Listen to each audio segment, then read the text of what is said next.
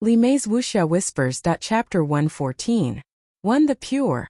Chapter 114. The Pure-Hearted Xiao Xiao, Part 1. After returning to Ruanju, Zhang Ruan had all the maidservants withdraw. Even Lian Xiao and Lu Zhu did not know what had happened. The only one with any knowledge was Tianzhu, and since she was quite a taciturn person, it was difficult to ascertain anything from her expression. So although they were a little bewildered, all of the maidservants still obediently withdrew and left the room, and Zhang Ruan was left alone. Zhang Ruan sat before the study desk without thinking of anything, and in the blink of an eye, the sky had already darkened.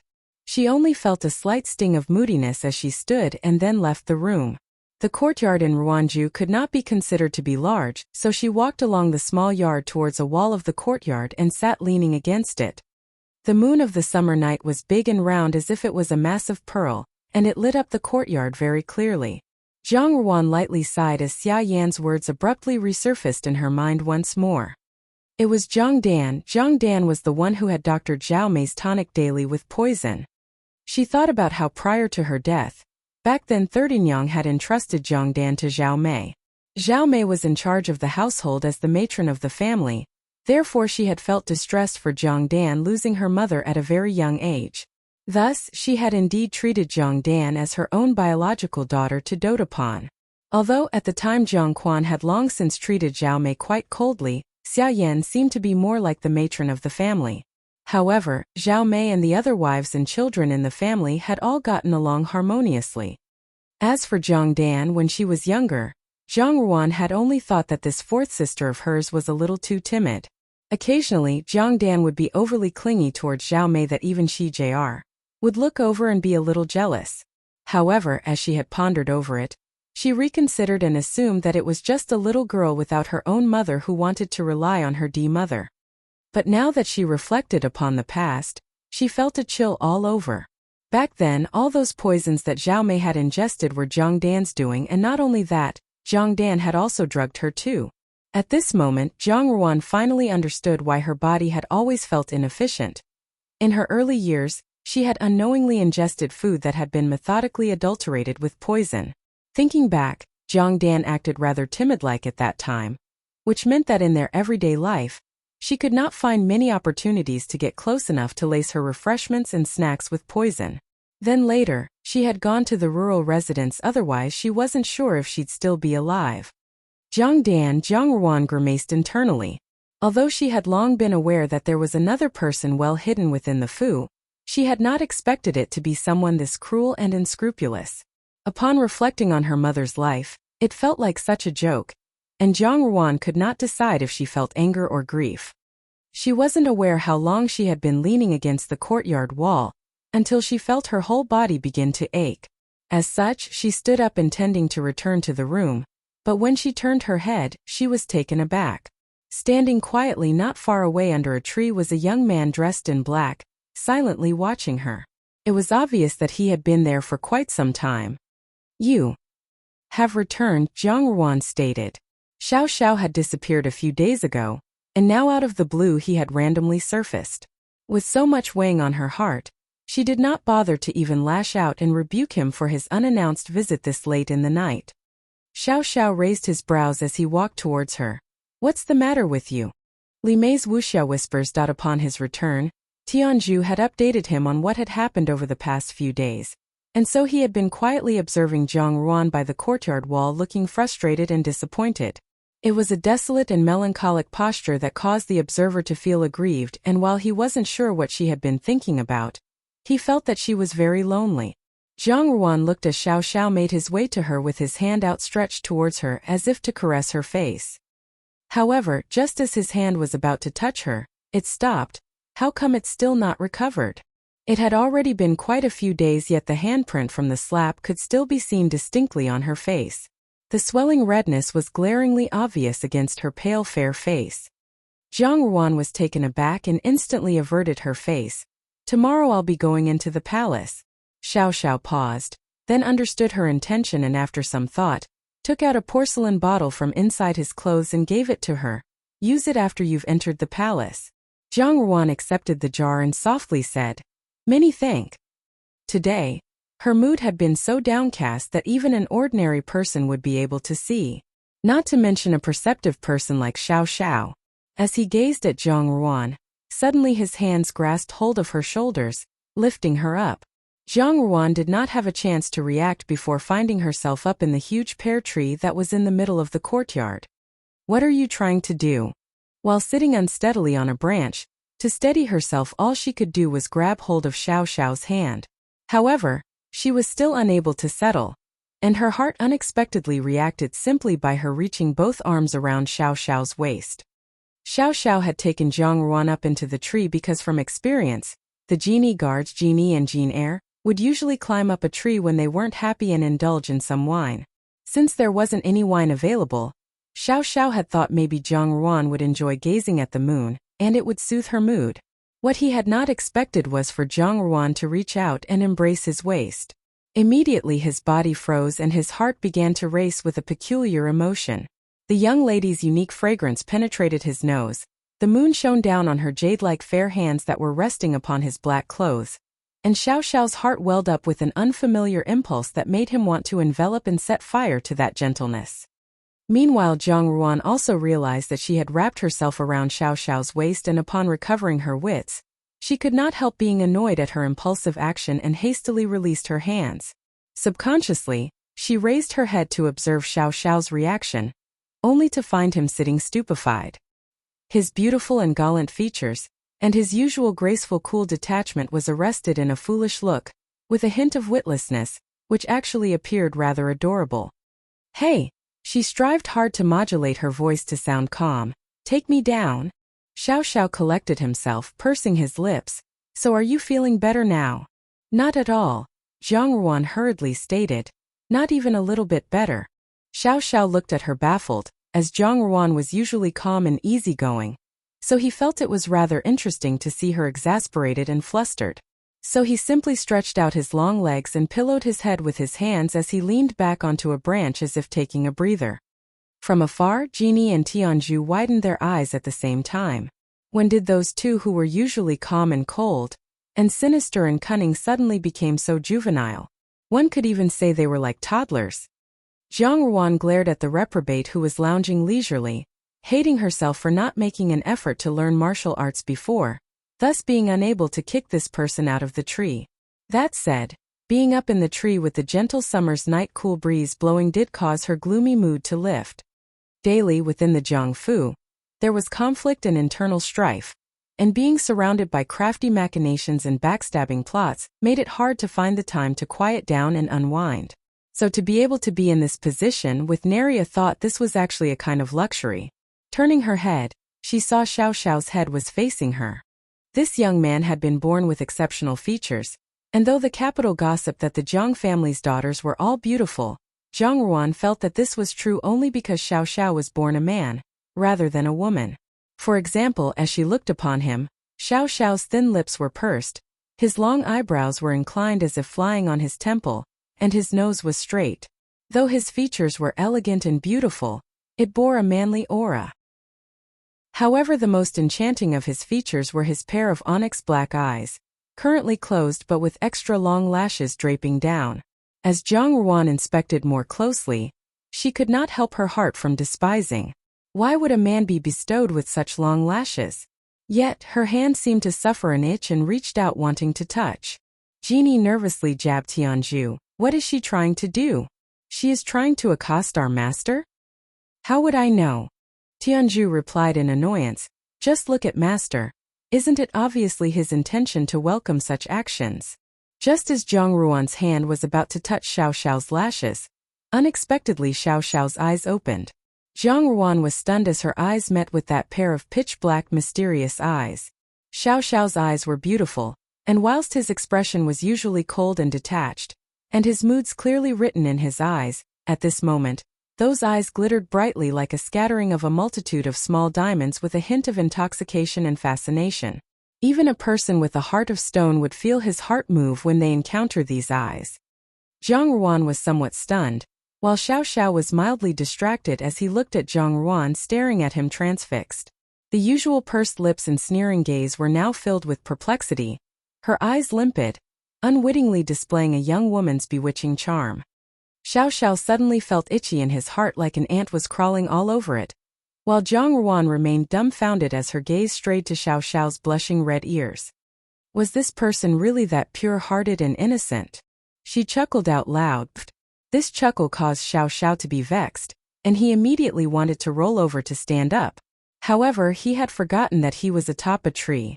Inadvertently, the movement caused the tree branch to groan and creak as it broke, and the two of them began to freefall.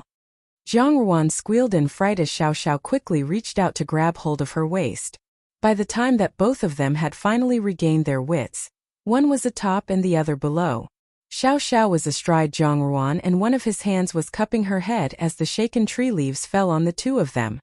Lu Zhu and Baiji rushed out when they heard the ruckus and chanced upon this scene. Genie covered his own eyes while Tianzhu lost her normal stoic manner as she emotionally swallowed her saliva. Master has such a fiery passion. Lian Xiao was afraid to alarm others, but as her heart wavered between anger and hate, she immediately pushed Xiao Xiao off and helped Zhang Ruan up. As she shielded Zhang Ruan behind her, she cautiously pinned Xiao Xiao. Did Xiao Wang sneak into the fu in the middle of the night just to take advantage of our young miss? Lian Xiao had always been shrewish and her words were straightforward, thus she wasn't conscious of the incongruence of her words. Xiao Xiao creased his brows. Lu Zhu on the other hand was quite pleased. She had hailed from the marketplace, and was not too particular about etiquette and proper decorum like Baiji and Lian Xiao. Moreover, just looking at Xiao Xiao, she knew that he was an ambitious man and would achieve much. Such a cold remote person to only treat Zhang Ruan differently from all others, it would be awesome to have him as their guy star. Lu Zhu felt in her heart that it would be a great thing if Zhang Ruan could become the mistress of the Jining Wang Fu. Then all the filthy matters of Jiang Fu, and all the nasty people would not dare find trouble for Zhang Ruan. Guy. Son-in-law used by wife's family. Zhang Ruan was suffering from a headache in the midst of Lu Zhu and Lian Xiao misunderstanding the situation, but considering that the issue was actually caused by Xiao Xiao's late-night visit to the Jiang Fu, she could not help glaring at him. However, she didn't realize that she had dropped her usual facade of being gentle and detached, and had reverted to her real self, which was usually reserved for those close to her. When Lian Xiao and Lu Zhu noticed her actions, they were completely shocked speechless, and so they began to infer that there was more to their young miss and the young Jining Wang. Upon seeing this, Xiao Xiao's eye flashed with a hint of humor. However, he did not cause any further trouble for Zhang Ruan as he stated, "Should there be any problem, just come to Dongfeng Lu to look for me. It's already quite late, you should go rest early." After he finished speaking, he turned and leaped onto the wall before disappearing into the night. The great Jin dynasty's master of 300,000 genie guards had just looked like he had learnt from a flower thief to scale over walls. Whilst Xiao Xiao had left gracefully, he was not aware that his parting words had left those listening to find their imagination running amok. And in that moment, the hearts of Zhang Ruan's two personal maids were churning up into a huge storm. However, because of Xiao Xiao's random disturbance, Zhang Ruan no longer felt any further desire to mull over the day's conversation with Xia Yan, and even the matter of Zhang Dan was pushed to the back of her mind. Her mind and mood felt much better. Upon returning to her room, she had nary a thought as she blew out the lights and went to bed. Chapter 114. To the Pure. Chapter 114. The Pure-Hearted Xiao Xiao Part 2. The next day, before Zhang Ruan could leave for the palace, a harried Lu Zhu came rushing in exclaiming in surprise, "Miss, there is a big commotion outside. They are saying that Furen had an extramarital affair, suffered a miscarriage, and then schemed to falsely accuse Miss of causing it. The commoners are having a field day spreading the news like wildfire, saying Master is quite bold and audacious to not divorce his wife even though he has been made to wear a green hat." Lu Zhu was probably filtering her words. Most likely the chatter must have been much more offensive to the ears. Zhang Ruan quietly pondered over this as she had yet to leak the news out, so wondered how had the news spread out to everyone? Naturally, the Xia family and the Zhang family would not speak of such matters, and Xianli would definitely not go find trouble for himself. She then asked, "Who did you hear this from?" The rumor started with that physician. Lu Zhu covered her mouth, guffawing. "He was at a tavern drinking, and in his stupor he retold the incident as a laughable tale, so it became the talk of the town. Zhang Ruan's brows arched. Without any rhyme or reason, for that man, who had already received many benefits, to gossip about the situation on his own had to be under the instruction of someone else. An image of a person surfaced in her mind. Wasn't Xiao Xiao being too meddlesome? However, leaving him to orchestrate this matter was one less bothersome matter for her to deal with. Is the carriage ready? Zhang Ruan asked, as she didn't want to delay attending to the matters in the palace any longer. It's ready, just waiting by the front door, Bai Ji replied. Just as she arrived at the front door, she happened to chance upon Jiang Quan. Jiang Quan's countenance was extremely gloomy. The gossip had already spread by morning, quickly causing him to lose all face and prestige. He had come rushing home straight after the court session was dismissed, as if everyone on the streets was looking at him with ridicule. Therefore, because of this incident, it seemed as though he would have to spend the rest of his life being criticized and ridiculed behind his back. The rage within his heart was bottled up to the point that he wished that he could strangle Xia Yan, the original perpetrator, to death right at this very moment. However, when he noticed Zhang Ruan planning to leave the Fu, he stopped to ask, "Where are you going?" Zhang Ruan looked back at him with a slight smile. "The Empress Dowager has invited me into the palace for a visit. Is anything the matter, father?" Jiang Quan was immediately speechless. Ever since Zhang Ruan had been conferred as a Junju, her relationship with the Empress Dowager had gradually become closer, and as a father, he felt that she did not give him the same amount of face that was given to the Empress Dowager, and so upon reflection his heart was full of indignation. But then his gaze landed on Zhang Ruan's face. Taken aback, he asked, "What is this?" On her face were 5 distinct finger marks that seemed to be blatantly prosecuting the person who had heavy-handedly put them there. It had already been quite a number of days, yet the inflamed sight had still not cleared. It was almost as if her face had been struck again the day before, as the redness and swelling had not abated in the slightest. On her jade-like fair face it was all the more glaring. Zhang Ruan jeered, "What is this? Father doesn't know?" Jiang Quan flew into a rage and humiliation. "How can you enter the palace to meet with the imperial family looking like this? It would be disrespectful towards the Empress Dowager. Go back inside and cover it up." Junju, Tianju timely spoke up. "You need to board the carriage now, otherwise if we are delayed in our arrival, the Empress Dowager would be unhappy and lay blame on you." Zhang Ruan smiled. "So true?" She looked towards Jiang Quan. "Father, I'll take my leave now." Seeing Zhang Ruan's utter disregard for his words, Jiang Quan almost burst his lungs with rage, as he angrily bellowed, "Zhang Ruan! Father, the Empress Dowager treats me like her own flesh and blood. Hence she will not take offense over a small lapse in etiquette such as slight disfigurement." Zhang Ruan's words carried a hint of sarcasm, as she smiled in reply. "Since father is adamant about such, after I've returned from the palace, I'll come and beg for father's forgiveness." Having spoken, she instructed Tianju to open the door. When the Jiangfu's door was opened, immediately the many commoners who were out to catch some more action gathered round. Jiang Quan did not want to linger any longer, even though his heart was ready to explode in fury. Without any option, he gritted his teeth, shot daggers at her and grounded out, "Unfilial child," before storming off in a fury. Tianju cast a scornful look at Jiang Quan before she carefully assisted Zhang Ruan into the carriage. The people outside were sharp-eyed, and so they easily noticed the mark on Zhang Ruan's face. They were also able to make connections with all the hearsay concerning Xia Yan's miscarriage, and Jiang Quan unhesitantly giving Zhang Ruan a slap without any explanation. One by one they began to discuss. Hong and Junju is such a charming and delicate person, and yet Minister Zhang could still lay hands on her.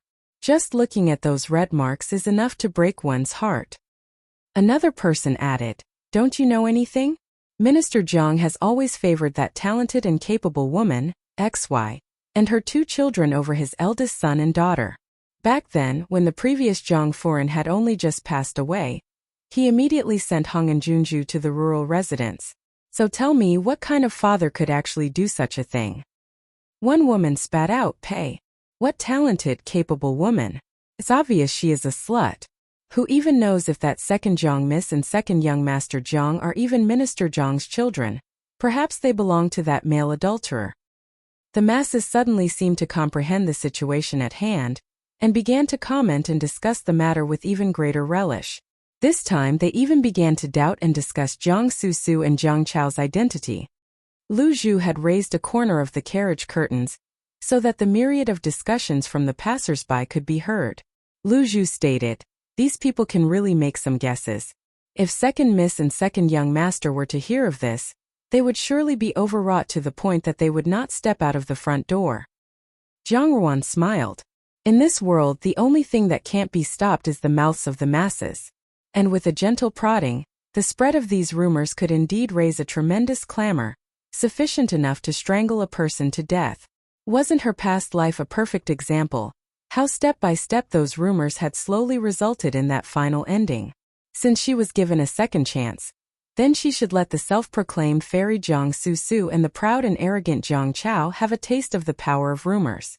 As for Jiang Quan, how much he had once loved Xia Yan was how much he now hated her. Sure enough, as soon as Zhang Ruan entered the palace and saw the Empress Dowager Ida took one look at Zhang Ruan's face and immediately frowned. How did it become like that? Yang Gugu, who was standing to the side, also noticed Zhang Ruan's face and recalled the rumors going round. Empress Dowager Ida lived within the inner courts and hardly paid attention to what was happening beyond the palace, so it was obvious that she wasn't aware of the incident related to Xia Yan. Zhang Ruan smiled in reply. "It's nothing." Empress Dowager Ida shot her a look before turning to Tianzhu. "You tell me." For someone who had long been used to issuing orders, there was a natural air of authority and oppression. Tianzhu immediately knelt down in response. To answer the Empress Dowager, "Miss was injured by Master. It was because Foreign had a miscarriage and falsely accused our Miss. Then in a fit of anger Master gave Miss a slap. Furthermore, at that time His Highness 8th Prince was also present." Inwardly, Zhang Ruan laughed in spite of herself because Tianzhu had gone so far as to drag Xianli right into the water. La Xiaxue. Lit. To pull somebody into the water. Fig, to involve somebody in a messy business.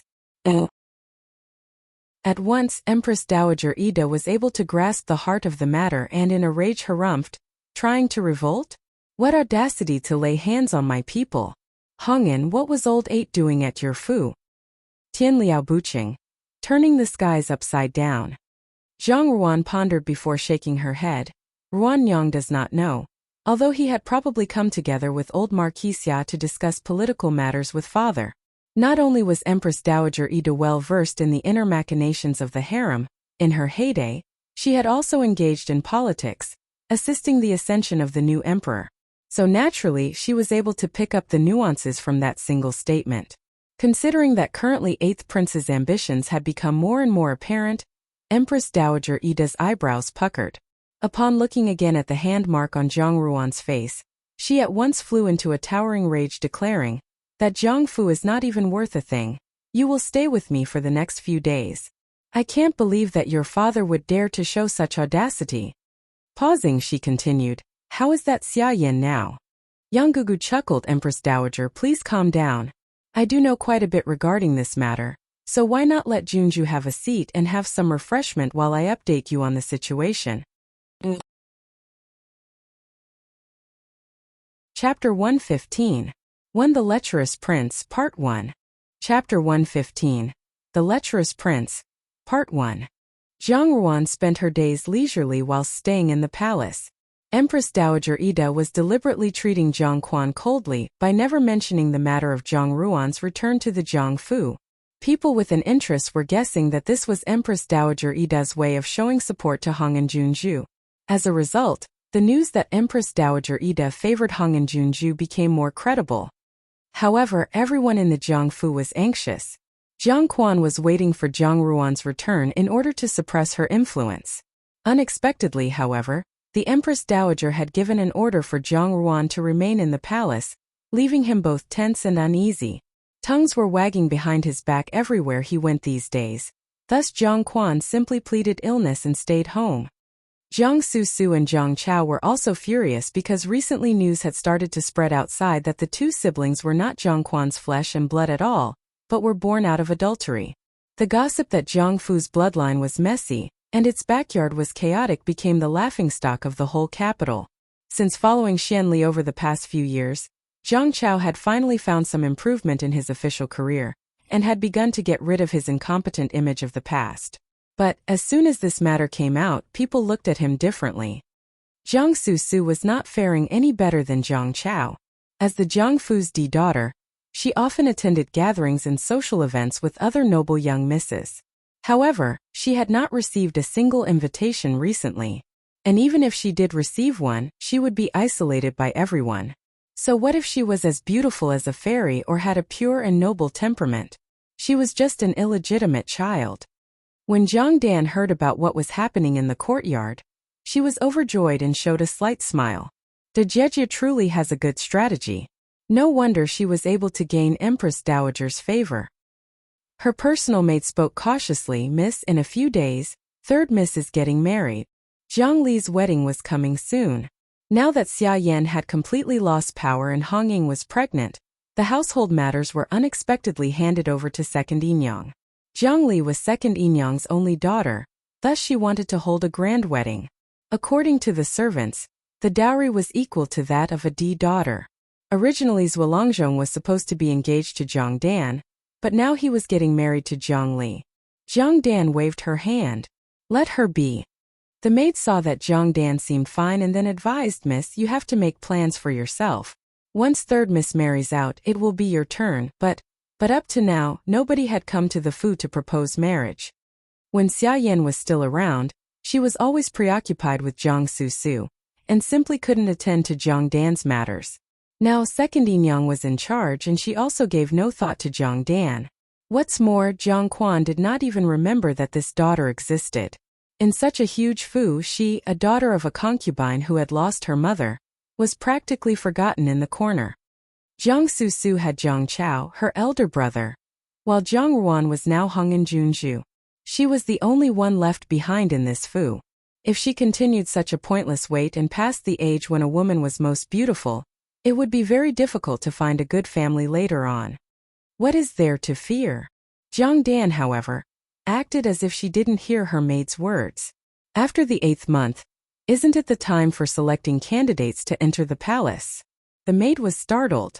Mrs. thinking about. But with Zhang Dan's status and appearance inside the Jiang Fu, her chance to be selected was indeed low. Yet, with Zhang Ruan becoming Hong in Junju, Zhang Li about to get married, and Zhang Quan unwilling to send Jiang Susu into the palace, wouldn't Zhang Dan be the only suitable candidate from the Jiang Fu? But, although everyone knew that entering the palace gave one riches and honor, it wasn't really a good thing. If nothing else, the emperor could be Zhang Dan's father in terms of age. Thus, a family with a carefully nurtured daughter wouldn't wish for her to enter the palace. What's more, Zhang Dan was not favored at all inside the Jiang Fu and was also motherless. If she entered the palace without having any support, wouldn't she be eaten up until none of her bones remained? Although the maid had this thought in her heart, she could only lower her head without saying anything more. Zhang Dan had a slight smile with a strange look in her eyes. In the general Fu, Zhao Guang flew into a rage when he learned about Zhang Ruan's mistreatment.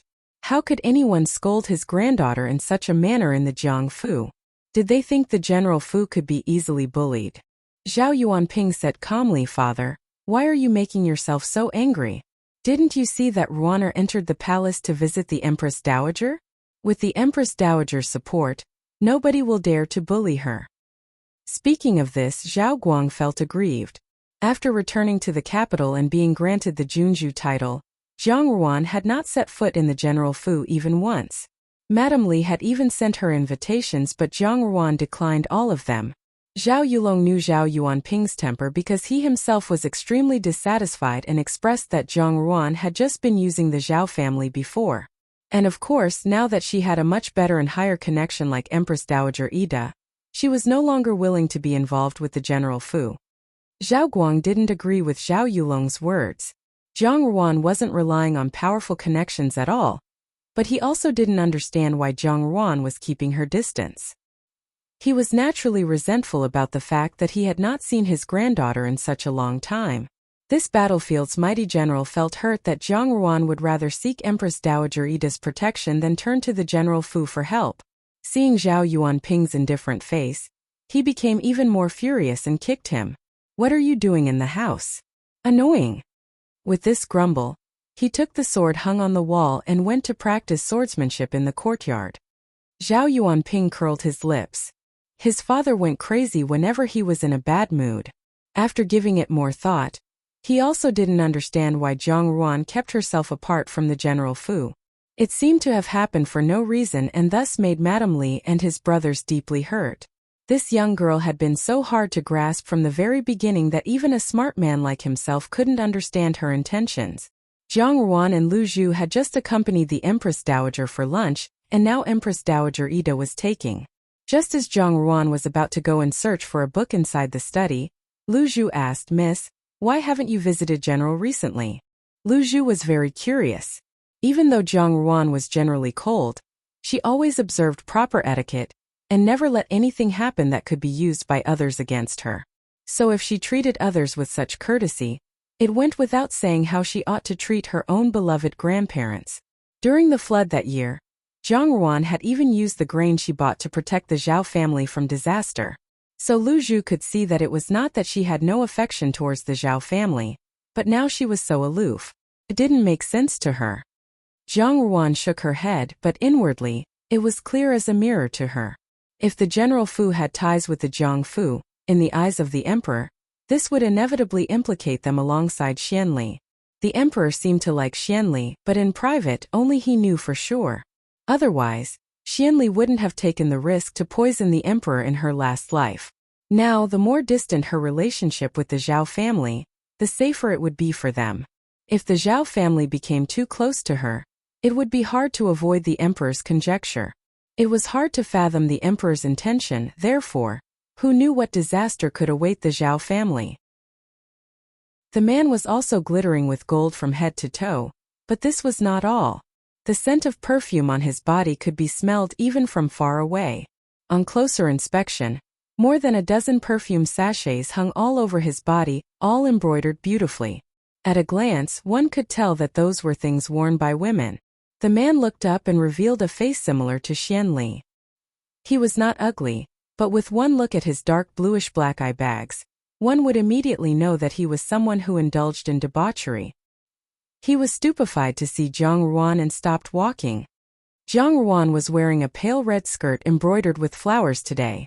Since she stayed in the palace accompanying the Empress Dowager, Yang Gugu gave her the plum blossom makeup that was recently popular inside the palace. Thus, her appearance became even more stunning, and her beauty alluring. As soon as the man saw her, his eyes seemed to be glued to Zhang Ruan, absolutely unrestrained as he looked her up and down in a wanton manner. Image. Plum blossom makeup. Lu Zhu almost burst with anger. Without thinking, she stood in front of Zhang Ruan and shouted in a loud voice. How presumptuous to dare to be so rude to Jun Zhu. The man shifted his gaze to Lu Zhu. In fact, Lu Zhu was pretty good looking as well and her manner of speech was also very cute. But Zhang Ruan was too beautiful. The man swept a glance at Lu Zhu and then returned to stare at Zhang Ruan before speaking with a preposterous tone. Junju, I wonder which Junju this could be. This man was not unfamiliar to Zhang Ruan. She had seen this man several times when she was in the palace in her last life. Xia Jiao Jiao harmed her at that time by deliberately letting the man see her face. Then afterwards, he had groped her in the garden. Fortunately, Xianli rushed over. But later, once the man had a chance to enter the palace, he seized the opportunity to harass her further. He was exactly the same good-for-nothing prince that was spoken of in the rumors, the third prince Xian Yu. Chapter 115. To the Lecherous Prince Part 2. Chapter 115. The Lecherous Prince Part 2. Within the imperial court, if one were to predict, first setting aside 5th Prince Xianhua and 8th Prince Xianli, as those who were the most competitive contenders, then those who remained were the talentless Crown Prince and the incompetent Xianlang. Then there was this 3rd prince, a special exception. His birth mother passed away early, and he was raised by another imperial consort. He was both naughty and mischievous, and before he turned 18 years old, he had left the palace to set up his own fu. Thus his reputation as a man without virtue began to spread all over the world as he kept 88 beauties as concubines inside the fu but hadn't appointed a consort yet. And although Xian Yu loved beauties, he did nothing else that would overstep the boundaries in other matters. It was out of sight out of mind with the emperor. Nevertheless, unless it was necessary, he was barred from entering the palace. So, the chance of Xian Yu appearing in the palace was slim. In her past life, shortly after Xian Yu entered the palace at this time, he was engaged to Lin Zixiang. Imperial Consort Chun had personally arranged this marriage. Naturally, with a temper like Lin Zixiang's, she was unhappy after entering Xian Yu's fu. Every day she was undermined by those concubines, and eventually, not only did she miscarry, she was viciously slandered by Xian Yu's favorite concubine. Thus, bearing these grudges in her heart, in the end this resolute and upright woman grabbed a dagger and took down the concubine in mutual destruction. This matter had caused an uproar. The emperor was furious and Lin Taisher beat on the drum in Yamen seeking retribution for this grievance. However, in the end this matter was regarded as a domestic affair. At most, Xian Yu could only be charged as having bad domestic stewardship. Except for being fined, he didn't receive any other punishments. He still spent his days in debauchery and never cared about his reputation. No matter what the people said, he still went his own way. Lin Taisher was so resentful and agitated that not so long after, he died of illness. Lin Foran also committed suicide and followed him. In this way, the virtuous and scholarly Lin family perished. And now this man reappeared in front of Zhang Ruan. If nothing else, his eyes were like disgusting mud. Xian Yu examined the girl in front of him attentively. After spending many years admiring beauties, it was the first time he had ever seen such a stunning woman. Her ethereal appearance as well as her noble and cold temperament intrigued him. He had come to the palace to discuss his marriage with Imperial Consort Chun since Xian Yu's biological mother had died early and the Empress loathed him. Even though Imperial Consort Chun was a beauty, unfortunately, he couldn't have her. Moreover, her schemes were too vicious and unscrupulous. Imperial Consort Chun had promised Lin Zixiang, the daughter of Lin Taisher's family, to be his consort, but Xian Yu disdained Lin Zixiang in his heart. She was a wooden and rigid beauty, a tough nut to crack, and her temper wasn't gentle either. That said, the main wife was just a decoration to him, so he didn't care too much. However, he didn't expect there to be such a stunning beauty inside the palace. What Junju did the maid call her just now? Zhang Ruan spoke softly. Your Highness, Third Prince. Do you know me? Xian Yu was flattered that this beautiful woman knew him. He racked his brains but had no idea where he had met her before. Your Highness is well known. How can anyone in the Great Jin not know you? Zhang Ruan's smile had a slight sarcasm. After entering the palace many times, this is the first time I have had the pleasure to meet your Highness. Xian Yu had always been very tolerant of beauties, so he didn't reproach Zhang Ruan's sarcastic remark at all. He just looked at her lustfully and smiled. May I ask your name, miss? Already annoyed, Lu Zhu replied angrily. Your Highness, please conduct yourself with dignity. This is Hong and Junju. Empress Dowager bestowed the title personally.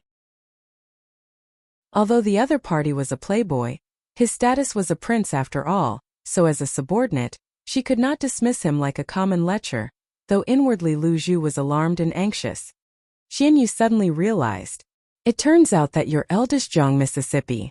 Who in the Great Jin didn't know Hong and Junju's name nowadays? Before, he had only heard that the one who received the title Junju was favored by the Empress Dowager, and looked remarkably beautiful. However, ordinary people had always followed the herd, so Xian Yu didn't put much stock in what they said. Now, after meeting the real person, he was deeply regretful. If he had known earlier, he would have requested Imperial Consort Chun to marry Zhang Ruan as his consort. If there was such a delicate beauty in his fu, he would be willing to die. Unfortunately, Xian Yu hadn't anticipated that Empress Dowager Ida would be fond of Zhang Ruan so much. So, how could she consent to give her to a profligate child? With a seemingly shy face, Xian Yu took a few steps closer to Zhang Ruan. We can be considered as family now. Hong and Mimi, why don't we have a small get-together? He was not reconciled if he couldn't get hold of such a beauty in this life. Third brother, where do you want to have a small get-together with Junju? A low voice came from behind. The Crown Prince and Fourth Prince Xian Lang were walking over. Xian Yu frowned. obviously dissatisfied with the Crown Prince's sudden interruption. The Crown Prince glanced at Zhang Ruan and laughed heartily. Ah, Hongin, it just so happens that I have something to ask you. Third brother, if there's nothing else, please return first. I'll take Hongin there. Within the palace, it was said that Xian Yu was such a scoundrel that none of his brothers were his match, with the exception of the Crown Prince. Perhaps because he knew that he was not valued by the emperor, the Crown Prince had a blasé attitude, matching that of Xian Yu. They were birds of a feather, no one being much better than the other. Therefore, knowing that the Crown Prince was here today, he could no longer have anything to do with Zhang Ruan. Xian Yu flicked his sleeves fiercely and his expression changed. All of a sudden, he beamed a smile at Zhang Ruan. Junju, I'll see you again in the future. Let's have a good chat later. Paguanzi Pashuai. A shortcoming that is not corrected, it worsens instead. His ambiguous remark made Lu Zhu frown, but the Crown Prince and Xian Lang had seen it before and didn't treat it as strange. After Xian Yu finished speaking to Zhang Ruan, he straightened up and glanced at the Crown Prince fiercely. Eldest brother, I'm leaving first. Without waiting for the Crown Prince's reply, he turned around and strode away. Seeing Xian Lang react a little, the Crown Prince looked over at him and remarked, "Grow up." There was no blame in his words, however. It was clear that the two had a good relationship. Just from Xian Yu's treatment of the Crown Prince, it was obvious that he believed that his position was rather precarious and that it was only a matter of time before he would be stripped of his position. Thus, it was only a token title at the moment, and so he could be restrained and fearless. The Crown Prince seemed to have long been accustomed to this position. He looked at Zhang Ruan. Hongin, you are now like a delicious piece of fatty meat that everyone is wanting to have a taste of. He chuckled. I'm somewhat jealous that Imperial Grandmother dotes on you so much. The Crown Prince looked a little gloomy when he said this. What he had just said was actually the truth. Even though he was the Crown Prince, neither the Emperor or the Empress Dowager liked him, and while the Empress was distressed, she was unable to change the status quo. Zhang Ruan smiled. Your Highness will be the master of the future Great Jin dynasty, so there is no need to envy a little girl like Ruan Yang. How are you, a little girl? I think in this palace you are a treasure worth guarding. He suddenly smiled strangely. How about you become Bungong's consort? Anyway, we are not related by blood. There was a precedent in the Great Jin. Zhang Ruan answered with a faint smile. If your Highness can persuade the Empress Dowager and His Majesty, then Ruan Yang has no problem with it. When the Crown Prince saw Zhang Ruan looking indifferent, as if she did not take this matter to heart, he couldn't help feeling indignant. Meanwhile, Zhang Ruan was looking at Xian Lang, who followed behind the Crown Prince with a gentle and harmless look. The Crown Prince had no talent and Fourth Prince was incompetent, so they seemed to sympathize with each other. In fact, even though the Crown Prince wasn't too friendly with his other brothers, he treated Xian Lang pretty well. The way Xian Lang acted made Zhang Ruan remember Zhang Fu's Zhang Dan. They both had the same self-effacing timidity and shared the same fondness of stabbing people in the back. In her last life, wasn't the Crown Prince stabbed in the back by his fourth brother that he used to have good relationship with and ultimately ended up committing suicide in prison? Xian Lang chose Imperial Consort Chen's side very early. Unfortunately, the Crown Prince treated the enemy as a friend. Zhang Ruan looked at the Crown Prince. Your Highness, didn't you say that you wanted to have a word with Ruan Yang? You can do it now. The Crown Prince was stupefied. It was just an excuse, so it wasn't to be taken seriously. When he was about to speak, Zhang Ruan told Xian Lang, Your Highness Fourth Prince, is there anything else? If not, I'll leave with the Crown Prince first. Xian Lang was stunned. He didn't expect that Zhang Ruan would get rid of him without sparing him any feelings. For a moment, he looked at her sorrowfully. As this grievance flashed by, people who didn't know better would think that Zhang Ruan had bullied Fourth Prince. The Crown Prince frowned, but Xian Lang had already smiled apologetically. Eldest brother, I'll leave first. Please take your time chatting with Junju. Farewell. Then he hurried away. Even though he didn't look angry, he seemed a little anxious. The Crown Prince saw Xian Lang's departing figure and looked at Zhang Ruan with some displeasure. Hongin Junju, what do you mean by this? As your Highness might be aware, I have always detested Eighth Prince. The Crown Prince paused. He had seen Zhang Ruan's dislike of Xianli earlier, but he had no idea why she loathed eighth brother who was not only handsome but also outstanding. But since he didn't like Xianli very much either, he was pleased with Zhang Ruan's attitude. Zhang Ruan spoke softly. I hate ants. I will discard anything that an ant crawls on. I hate eighth prince. So, I detest and reject those who have connections with him.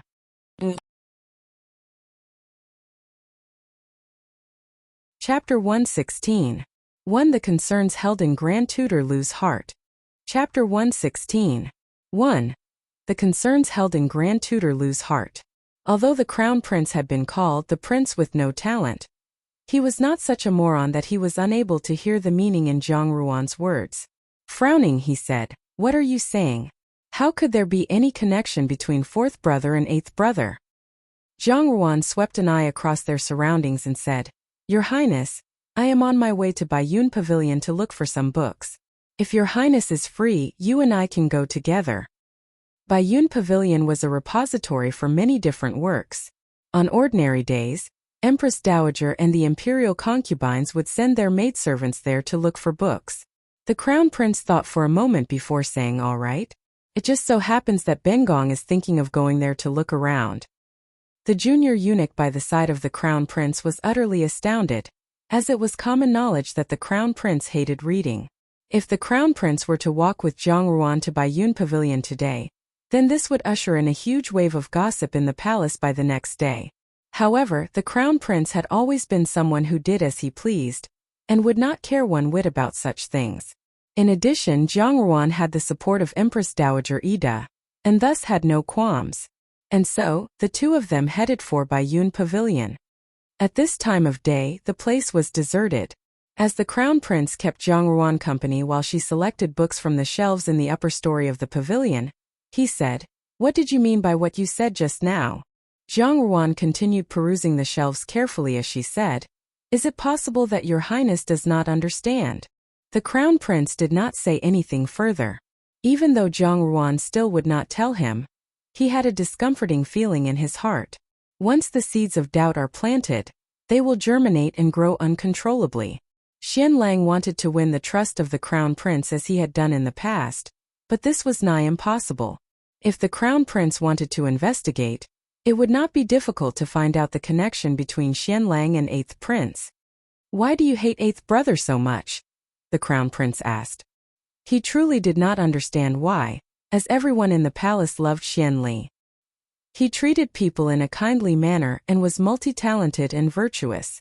Yet, Zhang Ruan regarded him as if he were a venomous serpent or wild beast. Zhang Ruan said, Eighth Prince is excellent, but he has always made me feel that he is uncannily similar to my second sister, and I utterly detest people who are like her. The Crown Prince looked at her, his interest piqued and said, What kind of person is your second sister? She's vicious and merciless, with words of honey in her mouth, she'll thrust a sword into your belly. She thinks herself clever, but is no more than a stupid fool. The Crown Prince could not help but be taken aback by this string of unrestrained criticism. He appraised Zhang Ruan carefully before shaking his head and saying, I initially believed that Xiao Xiao took a fancy to you because you are a natural beauty, but from what I've seen today you've also got guts. He laughed mischievously as he said, I must say that now I'm more than a little interested in making you my consort. If Crown Prince has this kind of ability, then I would naturally have no complaints. Zhang Ruan finished selecting the books she wanted and walked to the lower level. In the main hall was a big rosewood table, upon which were a writing brush, ink, and inkstone and paper. Zhang Ruan walked over for a look, and when she found that the ink was top-quality peach blossom ink, she could not help pausing. Oh! Upon seeing this, the Crown Prince said teasingly, I heard he say that you were sent to the rural residence at a young age, and your birth mother was from a long-standing military family. Thus, your writing is not elegant, and you can only sing and dance like a seductive songstress. He was deliberately vulgar to test Zhang Ruan's reaction, but Zhang Ruan turned a deaf ear to his words, and her expression changed nary a whit. Princess Heyi's hatred for her was bone deep, and she went all out to smear Zhang Ruan's name outside the palace. However, Zhang Ruan did not regard it worth her while to bother with Princess Heyi. Only, This peach blossom ink in the palace reminded her of her previous life, and of that time when Xianli patiently and meticulously personally guided her in practicing writing characters. The situation now and back then was completely different. The person she had been in love with had become her enemy, but this peach blossom ink was still as fragrant as before. She slowly lifted the brush, with the crown prince looking on curiously. Zhang Ruan had too much mystery about her. It was hardly surprising that the usually cold and reserved Xiao Xiao would regard her differently. Even he, the crown prince, felt himself somewhat intrigued by her. Zhang Ruan moistened the tip of the brush with the ink, and, adhering to the style of writing she had learned in her previous life, slowly moved the brush to form characters. The brush moved over the paper soundlessly, with only a faint scent lingering. The brushstrokes were confident and unrestrained, yet seemed to conceal a dangerous edge. Every stroke held an indescribable spirit and natural charm. Virtue is like a pine tree, while evil is like a flower. The pine tree is cold and indifferent, unlike the flower. Yet, one day when the thick frost falls, the pine tree remains while the flower disappears. From his vantage point to one side, the crown prince read the characters on the paper aloud. In a voice tinged with surprise, he said, "Your style of calligraphy bears some similarity to that of Eighth Brothers." Even though they were similar, it was also clear that the sentiments were entirely different. He looked at the words on the paper and said, smilingly, "I truly could not see that Hongen is a virtuous person. Xiang Shanji Ren Yi De Fu." This is a common saying, those who are good will receive blessings easily. A virtuous person? Zhang Ruan smiled coldly.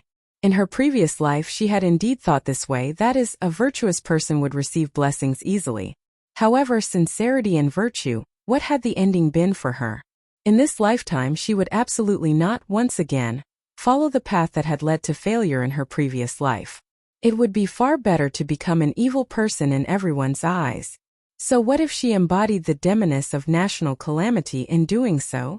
At the very least she could keep her eyes open and protect the people she wanted to protect. The crown prince instinctively felt that Zhang Ruan's eyes had become chilly, and he wanted to speak, but before he could do so, Zhang Ruan had already gathered all her selected books and said to him, "If your highness is still inclined to select some books, please take your time to do so. I need to return to Xianing Palace, and will not wait for your highness." After Zhang Ruan left, the crown prince dropped his gaze to the set of characters on the sheet of paper on the table. The characters were well written, such that even he, who had no liking for practicing calligraphy, could see that they were full of vigor and strength of character. Clearly, Zhang Ruan had not meant to take the paper with her. The crown prince thought for a moment, then ordered the junior eunuch by his side to collect the paper before turning and leaving Baiyun Pavilion. When Imperial Consort Chun heard that the crown prince and Zhang Ruan had gone to Baiyun Pavilion together, she found that a little peculiar and said, "When did she and the crown prince become so friendly?" Her personal palace maid said, to answer Imperial Consort, "It seems that the two of them only went to select books, and went their separate ways after a short time." Imperial Consort Chun muttered softly to herself. By now, she no longer underestimated Zhang Ruan. At that time, she had thought that Zhang Ruan was merely a daughter with some measure of luck, or limited cleverness. But now, she saw that Zhang Ruan's scheming could not be considered anything but profound. At that time, with one move, she had pulled the rug out from under Imperial Consort Chen's feet, and rendered her offer of a marital arrangement useless. Then, she had shifted gears and gained the title of Hongen Junju, a privilege personally conferred on her by the Empress Dowager. This was not something an ordinary young lady from a government official's family could do. She had also not forgotten that Zhang Xinji and Zhang Ruan had contradicted her to her face in front of the civil and military officials at the palace feast. "Zhang Ruan is definitely no ordinary person," said Imperial Consort Chun as she stretched lazily, looking for all the world like a dainty Persian cat. "Continue to look into it." "Yes." The palace maid received her command and left. Speaking of which, after the crown prince had taken possession of Zhang Ruan's calligraphy, he had gone to Kuan-Ning Palace to converse with the empress for a while, before immediately returning to the Eastern Palace. He spread out Zhang Ruan's sheet of paper. The more he looked at it, the more he felt that the characters had been excellently written, and he could not figure out where he should hang it up. If he had the paper mounted and hung on the wall, It would seem like he was making a big fuss over a trivial item, yet if he just stored it without further thought, it would truly be a pity. It just so happened that someone outside was walking closer. His green robes, worn with a jade belt, fluttered around him in the breeze. His expression was haughty and aloof. The instant the crown prince saw this figure, his eyes lit up and he called out, "Grand Tutor." It was indeed Lu Min. Although he was the Grand Tutor in name, in reality, he regularly assisted the emperor in managing various political affairs. However, by virtue of his title, he still had to teach the crown prince. This student was so stubborn and mischievous, and regarded his books as objects to be thrown away, that Lu Min was totally helpless. That the crown prince should call out to him in such a seldom heard warm voice caused Lu Min to frown. Nevertheless, he still walked over and said, "Your Highness." The crown prince felt that he had found an excellent piece of calligraphy, and naturally wanted to show it to this great Jin Zhuangyuan. "Hence," he said, "Bengong has obtained a work of calligraphy today. Grand Tutor, do come and have a look." Lu Min sighed inwardly, thinking that the crown prince was simply pulling his leg. At a previous time, the crown prince had also said that he had obtained a good piece of calligraphy. Lu Min never imagined that he would spread out the paper to find an erotic drawing. This upright and honest Zhuangyuan had fled in defeat. The set of characters was gradually revealed, and even before the characters could be clearly seen, a refreshing fragrance could be discerned, peach blossom ink of the finest quality. Rumor had it that those of the noble classes liked the peach blossom, and this peach blossom ink was especially favored by many who liked to flaunt themselves as persons of lofty and impeccable character. However, when Lu Min was able to take a proper look at the calligraphy, he stood rooted to the spot, as if struck by lightning. T/N. This could be a hidden sarcasm here, as peach blossom is a metaphor for love affair. The brushstrokes snaked across the paper, vivid and vigorous, yet had a delicate touch and a faint hint of brilliance, managing somehow to combine both talent and humility. These were the characters and brushstrokes that Lu Min was very familiar with, for he had reflected on them almost daily. Lu Min would never, in his entire life, be able to forget that style of calligraphy, for these were the brushstrokes of the mysterious entity who had helped him to seize victory 3 years ago, and become the Zhuangyuan, the master of letters.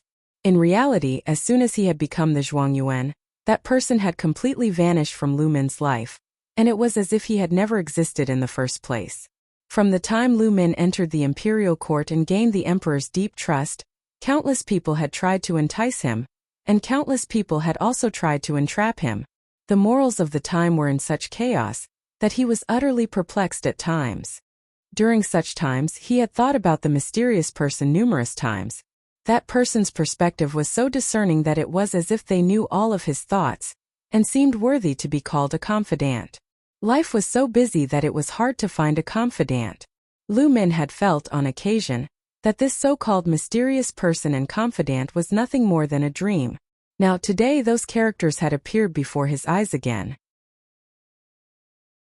Lu Min could not help but stand transfixed for a period of time, not daring to trust his own eyes. Chapter 116. To the concerns held in Grand Tutor Lu's heart. Chapter 116. 2. The concerns held in Grand Tutor Lu's heart. Seeing Lu Min in such a state of stupefaction, the crown prince waved his hand in front of Lu Min's face and asked, "Grand Tutor, Grand Tutor." Lu Min came back to his senses and, being unable to restrain himself, grabbed hold of the crown prince and asked impatiently, "Your Highness, where on earth did you get this calligraphy from, and who did it?" Lu Min was the crown prince's grand tutor, and he had known Lu Min for such a long time, but he had never seen Lu Min lose control in such a manner before. Finding this somewhat peculiar, he quickly asked, "Why is Grand Tutor so excited? Could it be possible that it has something to do with these characters?" Lu Min's heart thumped wildly. He knew he could not give anything away to the crown prince, so he adopted an ashamed expression and said, "This official saw that this calligraphy possessed considerable vigor and reflected much strength of character, and so was somewhat astonished. This calligraphy deserves to be called distinguished, to the degree that when this official saw it, this literary fanatic was overcome by sentiment momentarily and forgot myself. Would your highness please punish me?" The crown prince thought for a while and felt relieved. These scholars were always just that little bit odd and fantastical. Since Lu Min was the Zhuangyuan, he was normally excited whenever he saw good calligraphy. Thus, for him to react this way on seeing this gem was pardonable. He accepted Lu Min's words without hesitation and said, with a smile, Grand Tutor, this is your true temperament. It was not surprising that the Crown Prince would so readily believe Lu Min, for he had an excellent reputation within the imperial court and was fundamentally an upstanding person. Moreover, not even the smallest whisper of a shameful secret had been attached to him. Meeting such a noble and virtuous person, aloof from politics and material pursuits, the Crown Prince had nothing to say and naturally, also had no reason to doubt him. Lu Min saw that the Crown Prince believed him and felt the weight on his heart lighten slightly. This was his first ever lie and his back was covered in a layer of perspiration. However, his curiosity regarding the calligraphy warred against and finally defeated his fear of the consequences, and he probed cautiously, Your Highness, who did write these characters? The Crown Prince laughed heartily and said, Who does the Grand Tutor think? Lu Min turned the question over in his mind briefly before replying. This calligraphy is distinguished and unrestrained, and the characters are straightforward, yet there is also a sharpness about them. It should be. They must have been written by a nobleman.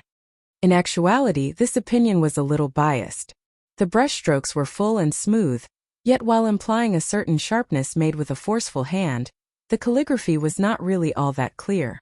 On the contrary, the characters seemed a bit complicated and mysterious.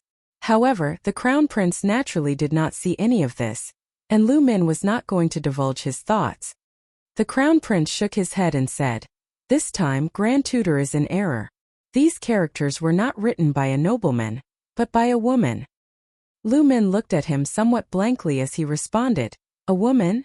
That person was not a man? Was it really a woman? Yes, indeed. The Crown Prince patted his shoulder and said, Grand Tutor will definitely not be able to guess who this person is. It is none other than Imperial Grandmother's favorite, the person who has returned to the capital this year, Hongen Junju. These words were earth-shattering. The Crown Prince had no idea of the extent to which his words had shaken Lu Min's world. Zhongruan, Hongen Junju, of course Lu Min knew who she was. On the day that the Empress Dowager had returned to the capital, that young lady had been completely clad in red, splendid enough to overturn the heavens, stunningly beautiful, and of a bearing so graceful she seemed to have been made by heaven. Lu Min remembered that scene so clearly, but in reality it was not the first time he had seen Zhang Ruan. 3 years ago at the palace banquet, he had also witnessed Zhang Ruan standing in the middle of the hall with straightened spine, neither servile nor overbearing, refusing Imperial Consort Chen's offer of a marital arrangement with the royal family. When he had gained the distinction of being the Zhuangyuan and was in a happy mood, flushed with success, he had finally learned about the Zhang family's daughter and her miserable existence. But, he had never imagined that this woman would be the mysterious person whom he considered his confidant. It was actually her. It was actually her. Lu Min could not accurately describe just what he was feeling. He only knew that he felt some form of conflict, as well as a sense of shock. That politically astute person who could connect with his thoughts and frame of mind so well was actually a woman. What's more, it was someone who was in such close proximity to him. The Crown Prince said, teasingly, Grand Tutor, what kind of expression is this? Could it be that you have been bowled over by this gem of calligraphy from Hongen Junju? Ben Gong has been wondering all this time, in this world what kind of woman would be able to move you. From what I've seen today, it only takes some well-written characters to catch Grand Tutor's eye. If Grand Tutor so admires Hongen Junju, wouldn't it be good for Ben Gong to say a few words to the Empress Dowager, and confer a marital arrangement on you both? Ordinarily, Lu Min would definitely have been indignant at the Crown Prince's carelessly spewed words. However, today, he had been shocked to his core, and was in no mood to think carefully about the significance of what the Crown Prince had said. He was completely absorbed in his own rumination. On seeing Lu Min like this, the Crown Prince felt that this was simply the reaction of a literary fanatic, who had seen a calligraphy gem and was unconsciously craving opportunities to look at it further. Thus he said, Forget it, Ben Gong will not converse with you anymore. Since Grand Tutor is Ben Gong's teacher, Ben Gong will give you some advice out of the goodness of my heart. If you admire Hongen Junju, You better make a move early, as Bungong's various brothers are keeping her in their sights waiting for a chance to pounce on her. Also, since Grand Tutor likes this piece of calligraphy so much, Bengong will do you a little favor and send it to you. Having said thus, he brushed off the transfixed Lu Min and left with a big smile. Hushadandan. To glare like a tiger watching his prey slash to eye covetously. When Jiang Ruan returned to Xianing Palace, she read for a while before feeling somewhat tired. With Tianzhu and Yang Gugu occupied, Jiang Ruan took Lu Zhu with her to the Imperial Garden for a stroll. They had just reached the garden when they heard a rather agitated voice calling out, "Hong and Junju, please stop." Jiang Ruan was startled. She turned and saw, not far away, a young man in green robes, clean-cut and aloof. He looked more like an ordinary scholar than an appointee to the imperial court. On seeing that she had turned her head, a peculiar expression flashed across Lu Min's eyes. He walked forward a few steps, once again adopting the etiquette of a scholar, and leaving an appropriate distance between himself and Jiang Ruan. He looked at her and said, "I heard that in the past, wise men governed the nation by emphasizing honor, morals and customs, and the nation flourished. When these wise men departed, the nation declined. Therefore, the right way to govern a nation is by honor, morals and customs. However, others say that, while all these sentiments are good, they are not effective in controlling and managing the people. Balance must be achieved by means of law and order that all people adhere to so that the nation can experience prosperity and stability. This person is a foolish child who is still perplexed by this despite much thought, and I seek my gracious Lord's opinion. Which do you believe works better and why?" These words were exactly what the mysterious person had written in the first letter at that time. This question, asked in a seemingly careless manner, had entirely changed Lu Min's destiny. Jiang Ruan smiled faintly as she gazed attentively at the young man before her. Just as in her previous life, he had become a first-rank government official, and was favored by the emperor. However, in this life, he had been spared much frustration and dashed hopes, for his rise to the top had been meteoric. He had achieved all this himself. Lu Min was upstanding and honest, possessed genuine talent, and had a real affinity for learning. The emperor loved to favor people like him. She returned his courteous greeting and said, politely but coolly, "Grand Tutor Lu, it seems you have asked the wrong person this question." Lu Min stared at the slightly smiling young lady in front of him. From the time he had discovered that mysterious person was a woman, his mind had been in terrible turmoil. On the other hand, Jiang Ruan's expression showed no sign of befuddlement. There was only balance and tranquility. Although she had calmly refuted his question, Lu Min knew that it was her. That person was Jiang Ruan without the shadow of a doubt. He had several questions he wanted to ask Jiang Ruan, such as, how had she known what question was on the top-grade imperial examination at that time, and why had she helped him? And, more importantly, why had her correspondence stopped after that time? If the crown prince had not inadvertently shown him that gem of calligraphy, perhaps he would have remained in the dark forever, and he would never have had the opportunity to find out that he and his confidant were so near each other.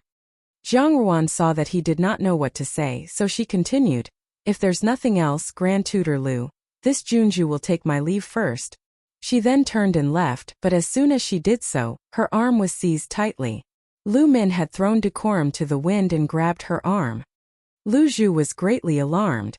She looked all around them frantically and gratefully noticed that there was no one else in the imperial garden at this time. Lu Zhu said, anxiously, "How can you be so rude? Quickly release our Mississippi." However, Lu Min held on tightly and looked at Jiang Ruan with misgiving. Finally he asked hoarsely, "It's you?" The answer was obvious. Jiang Ruan said, "It's me." Another indecipherable expression flashed in Lu Min's eyes. He drew in a short breath before asking in a resolute tone, "Why help me? Why help him?" How could she say that it was because of what had happened in her previous life? Jiang Ruan frowned and said, "It was not you I was helping. I was helping the Zhuangyuan of the Great Jin dynasty. If it wasn't you, it would have been someone else." If it wasn't him, it would have been someone else? Lu Min felt slightly dispirited, and an inexplicable mix of emotions surged up in his heart. Disappointment, anger, regret, grievance, all woven together. causing him to tighten his hold on her arm even more, until Zhang Ruan winced unconsciously. Then a faint voice was heard behind them, a little cold, as if harboring some kind of inexpressible fury. "Release her."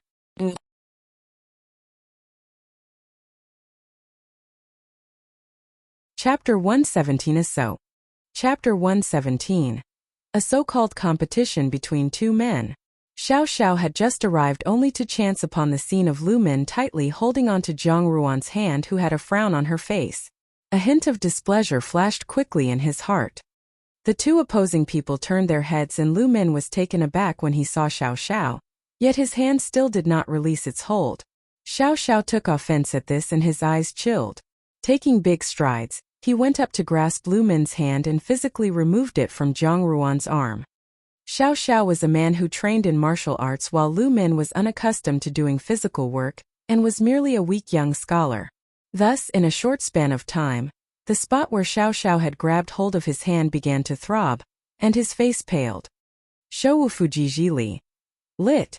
Lacking the strength even to truss a chicken/figure, weak/unaccustomed to physical work. "Are you alright?" Xiao Xiao turned towards Zhang Ruan and spoke directly to her. Zhang Ruan shook her head in reply. "It's nothing, I'm alright." "Xiao Wangya, I was having a conversation with Jun," an indignant Lu Min furiously voiced.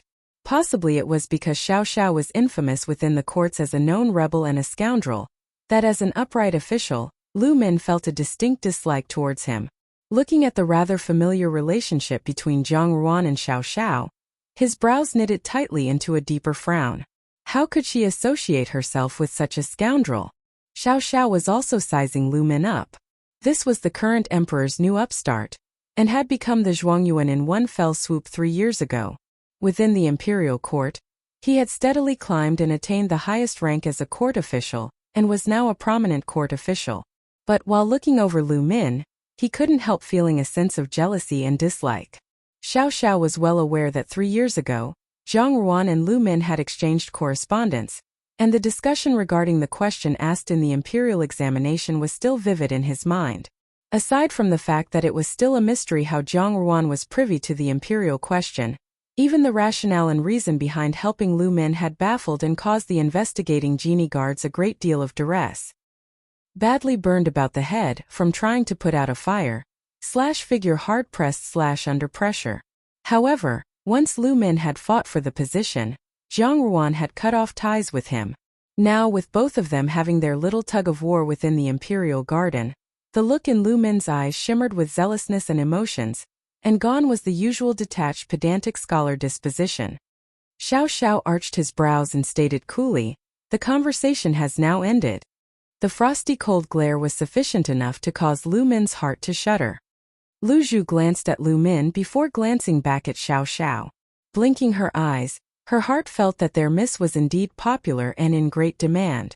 Both Xiao Wangya and Grand Tutor Lu were pretty good candidates for the role of guy. However, if she had to make a choice, Lu Zhu thought for a bit and decided that Xiao Wangya was slightly better. That's because not only was Xiao Wangya much better looking, he also had an awe-inspiring authority about him. Whilst Grand Tutor Lu was also good, he was an intellectual. Wasn't there a saying, "Those that uphold justice often slaughter dogs in the name of righteousness," and most of these heartless people were usually scholars. Of course, Xiao Wangya wasn't of this slaughtering dog generation, but rather he was Great Jin's most respected and honorable Wangya. T/N. This is a derogatory term of scholars, as they were meant to uphold justice and righteousness in court, but many once they've attained positions often turn their backs to uphold justice. At this point in time, Zhang Ruan did not want to have any involvement with Lu Min, because if this was seen by others with ulterior motives, it could easily be used against her. Now that Lu Min was aware that the person corresponding with him had been her, should a need arise in the future, based on this Grand Tutor's character, she strongly believed that he would not look on without lifting a finger. As her thoughts arrived to this point, Zhang Ruan turned to Lu Min with a smile. "Grand Tutor, if there is nothing else, I still have some matters I wish to discuss with Xiao Wangya." With such familiar undertones in her words, Xiao Xiao's eyes flashed his pleasure, while Lu Min's complexion seemed to turn a shade green. However, he was still an arrogant official, and had never done anything beneath his station nor engaged in any complicated entanglement. Even though his heart was somewhat displeased at the end of it, he chose to give Zhang Ruan a degree of respect. Still with a penetrating gaze at Zhang Ruan, he cupped his hand, "Junju, till we meet again." After saying that, he merely nodded at Xiao Xiao before taking his leave. He had never given Xiao Xiao the expected formal greeting, but rather a fellow-ranking form of greeting. It would appear that Lu Min had taken to heart and ascertained that Xiao Xiao was indeed a scoundrel and utterly not deserving of respect. Xiao Xiao dispassionately watched Lu Min depart, while Zhang Ruan raised her head to look at him. "How come you're here?" Turning back his gaze, he replied, "I heard you've encountered Xian Yu." Zhang Ruan supposed this was due to Tianju's little report to Xiao Xiao, but then again she had no intention to keep it from him. Nodding her head, she said, "Yes." Xiao Xiao arched his brows. With the kind of person Xian Yu was, any known beauties within the palace would have him drooling and lusting after them. Zhang Ruan was naturally not too bad-looking, so how could Xian Yu leave her be? Zhang Ruan was oblivious to the fact that her remarkably stunning appearance would apparently be casually described as not too bad-looking in Xiao Xiao's eyes. She would probably sneer if she had known. Moreover, Xiao Xiao with his bewitching and suave demeanor was himself so beautiful that most people's appearance would not even warrant a mention from him. Xiao Xiao asked, "So what's your plan now?" "What plan?" Zhang Ruan startled as she looked at him. "You've already reached a marriageable age, not to mention someone who was personally bestowed the Junju title by the Empress Dowager. Jiang Xing has also been outstanding and made numerous meritorious contributions. Everyone within the palace has been treating you with eyes like a tiger eyeing its prey, and many are trying to make an issue out of your marriage," Xiao Xiao pointed out. Truthfully, it had been as such since the time she had returned to the capital. She had encountered all sorts of people within that short period of time, and it seemed like nowadays she had become like a hot cake. "Did Xiao Wangye think that I would be moved or tempted?"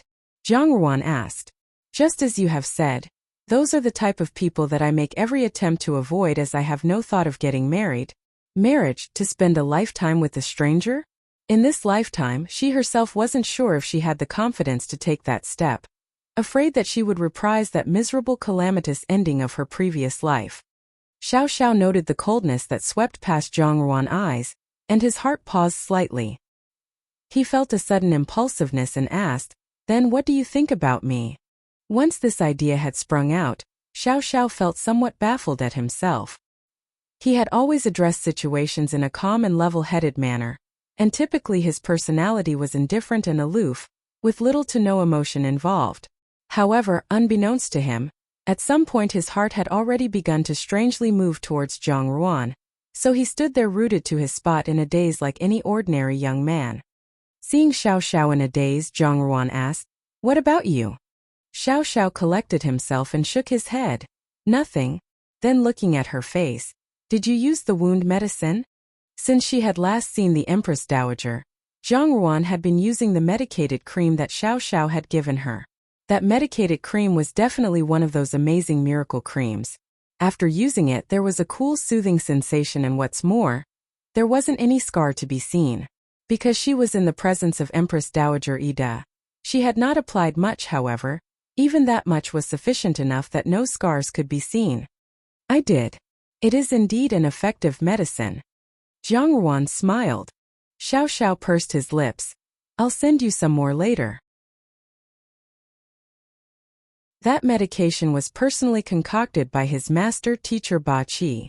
It was so invaluable that it could not be bought even with 1,000 pieces of gold, yet it was casually given to Zhang Ruan to apply on her face just for a slap mark.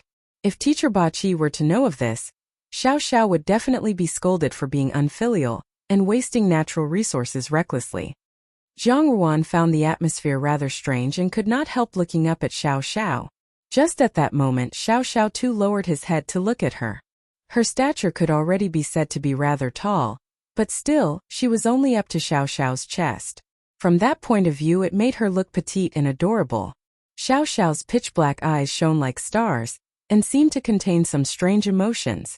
Zhang Ruan only took one look before looking away, as her heart had lost control, and seemed to wildly accelerate.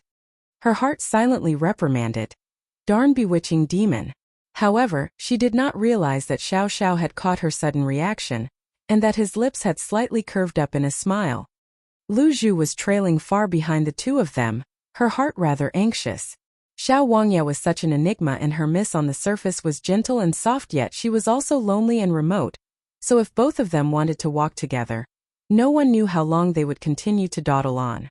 Since she had such a witty and lovely personal maid, she had to come up with some ideas to ensure her mishappiness. Silently, Lu Zhu clenched her fist as her heart made a decision. In a few days she would definitely find an opportunity. Whoever said that cold people could not find a match, she was such a clever servant that she certainly could. After several days, Zhang Quan, who had been convalescing and thus absent from the imperial court, finally took a step out of the main doors of the Jiangfu. Notwithstanding all the sneers that were thrown his way before the start of the court session, even after the session, there were still those who were jeering and badmouthing him. Zhang Quan had always carried himself as an honest and respectable aristocrat, just and uncorrupted, but now to experience a slap in his face, never had he ever been so downtrodden. And now, all he could do on the journey home was to hurry the coachman along. The carriage rumbled along the street, and after a length of time traveling along, it suddenly came to a stop. Zhang Quan thought that he had arrived back at the Fu, but was rather puzzled that the journey home had been so quick, and so when he lifted the carriage curtains, he was stunned. He wasn't at the familiar Fu, but rather in some desolate and wild area. "Coachman, coachman!" A flustered and exasperated Zhang Quan bellowed, "Where is this place?" But even after shouting for some time, no one gave him a reply. Zhang Quan's heart chilled, and he felt a foreboding premonition. He jumped out of the carriage, and realized that the driver of the carriage was not his usual coachman but a totally unfamiliar face. Zhang Quan fought hard to restrain the fear that was gripping his heart as he sternly asked, "Who are you?" The man simply sneered and clapped his hands. With only the sound of the wind swishing past, astonishingly another person appeared before him. It was a woman. Both of these people were strangely unfamiliar. Zhang Quan took stock of his surroundings again, and it was so desolate and uninhabited that even if he yelled for help, no one would hear it. He calmed down and asked, "What do you both plan to do? If you are seeking wealth, we can definitely strike a deal." "Minister Zhang has spoken flagrantly." The girl laughed boisterously. "But we aren't after wealth." "Not after wealth, so that means they wanted his life." Zhang Quan's brows broke out with huge droplets of cold sweat as he was clueless as to whom he could have offended. Putting forth a composed demeanor, he stated, "Let's calmly talk about it. If you murder an official of the imperial court, this is a serious offense." Simultaneously, a sliver of ridicule flashed through both their eyes, as they considered this useless scum. First, he was unpleasant to the eye, and second, he was utterly a waste of a human being who dared to hit their young mistress. It's no wonder that master was so infuriated. Then a smile surfaced on the man's face, but before Zhang Quan could speak, he felt both his legs weaken as a small rock hit his knees. He collapsed in a heap. "Tisk, such weak bones." Jean Eyre ridiculed as he looked at the woman beside him. "It's your turn now." Jean San rolled her sleeves ready to get into action as she approached Zhang Quan. Since women were usually more soft-hearted compared to men, Zhang Quan attempted to take advantage of the situation and immediately began to beg for mercy. young lady, have mercy and spare my life.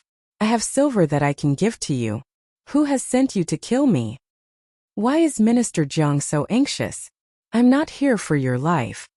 Jean San smiled appealingly. "It's just that, as I look at you, I find you rather unpleasant. Just a few days ago, I heard that Minister Zhang struck that daughter of yours quite heavily just for that foreign of yours who made you wear a green hat. We, the Jianghu people, detest evil doings just as much as our enemies, and have all wanted to cry out against the injustice wrought on that young lady." Seeing that Zhang Quan had yet to react, Jean San's expression changed. "Let us seek justice for her." Pa. In swift succession, the sound of 10 crisp, loud slaps rang out harshly in the wilderness, a sound that would make one's ears shiver in fear. After hitting, Jean San blew lightly on her hand. That was rather painful. How could one possibly underestimate the people who had come from the Genie Guard?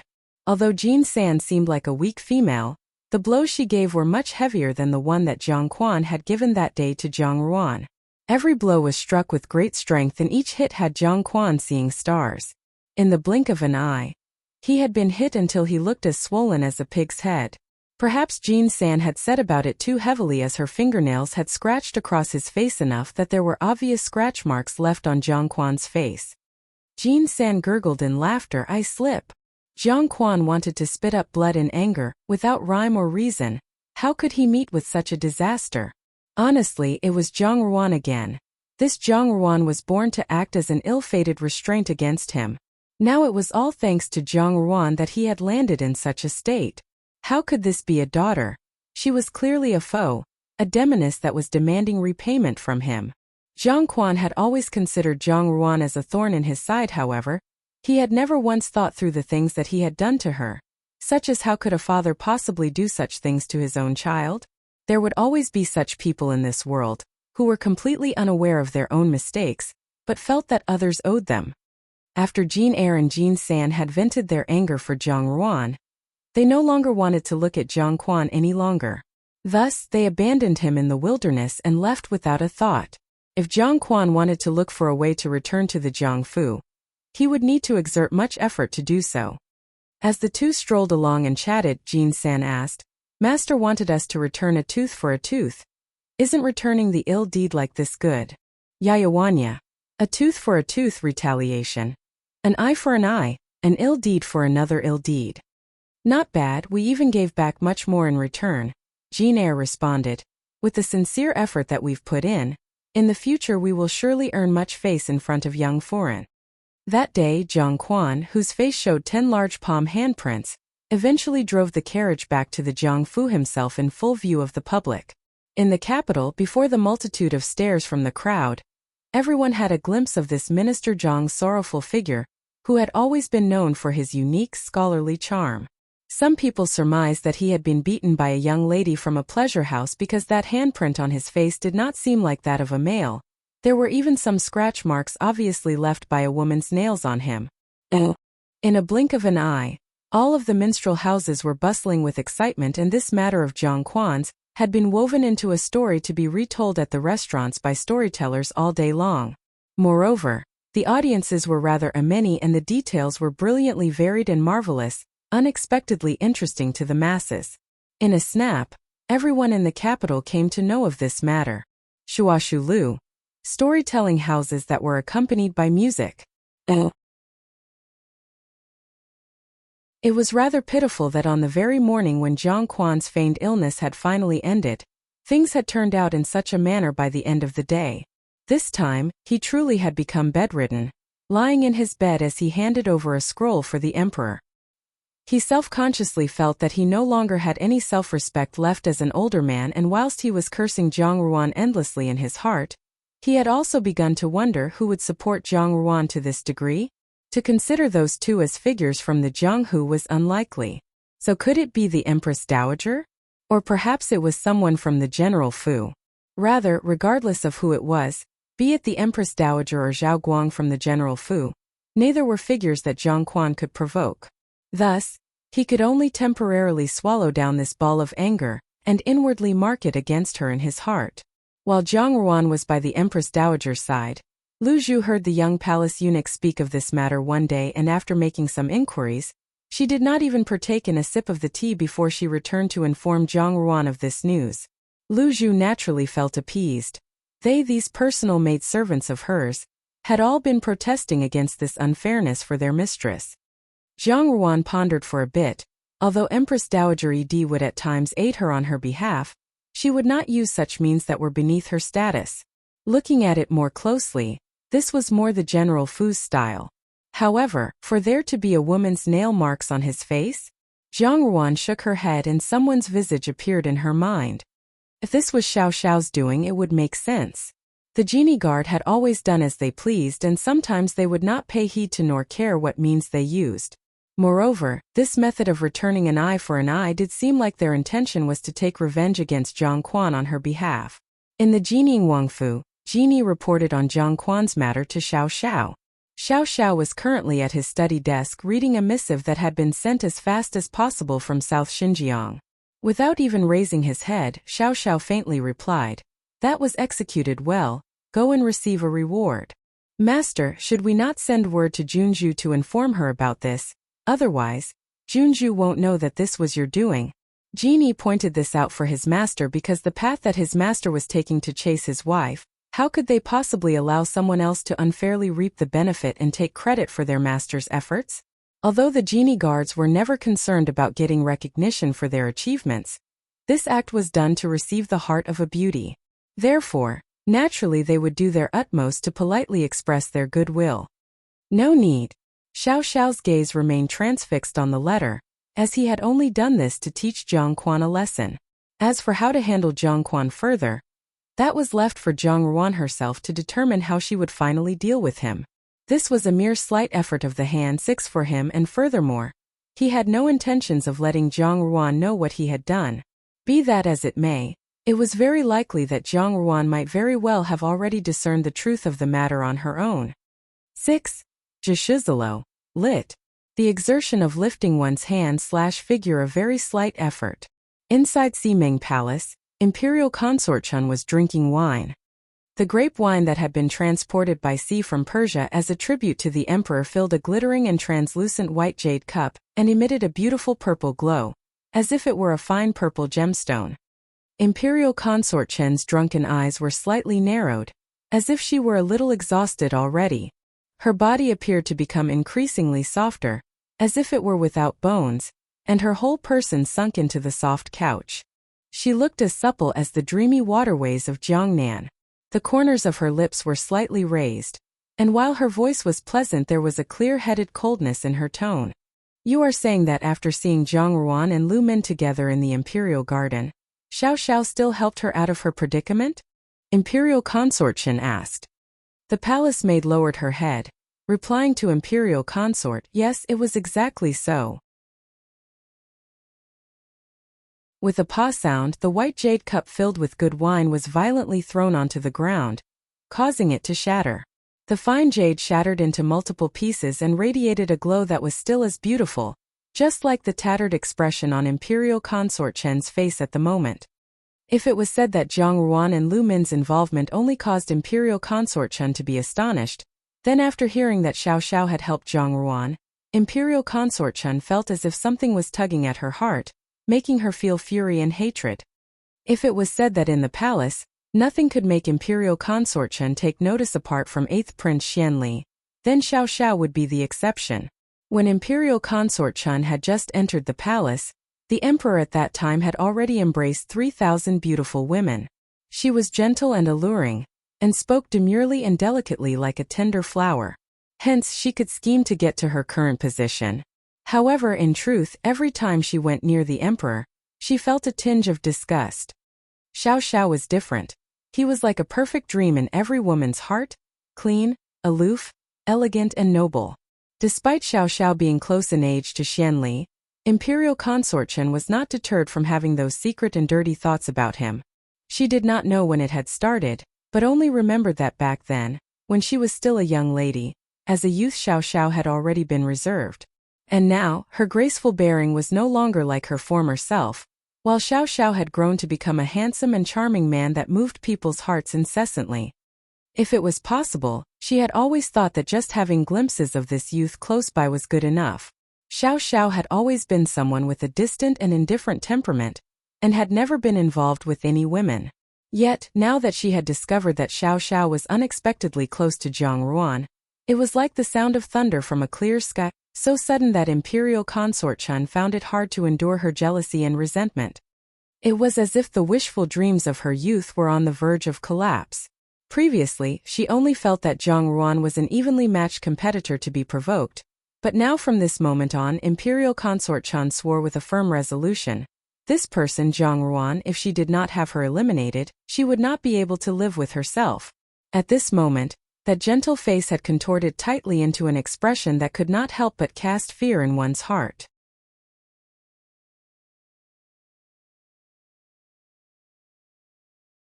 Chapter 118 A Trap.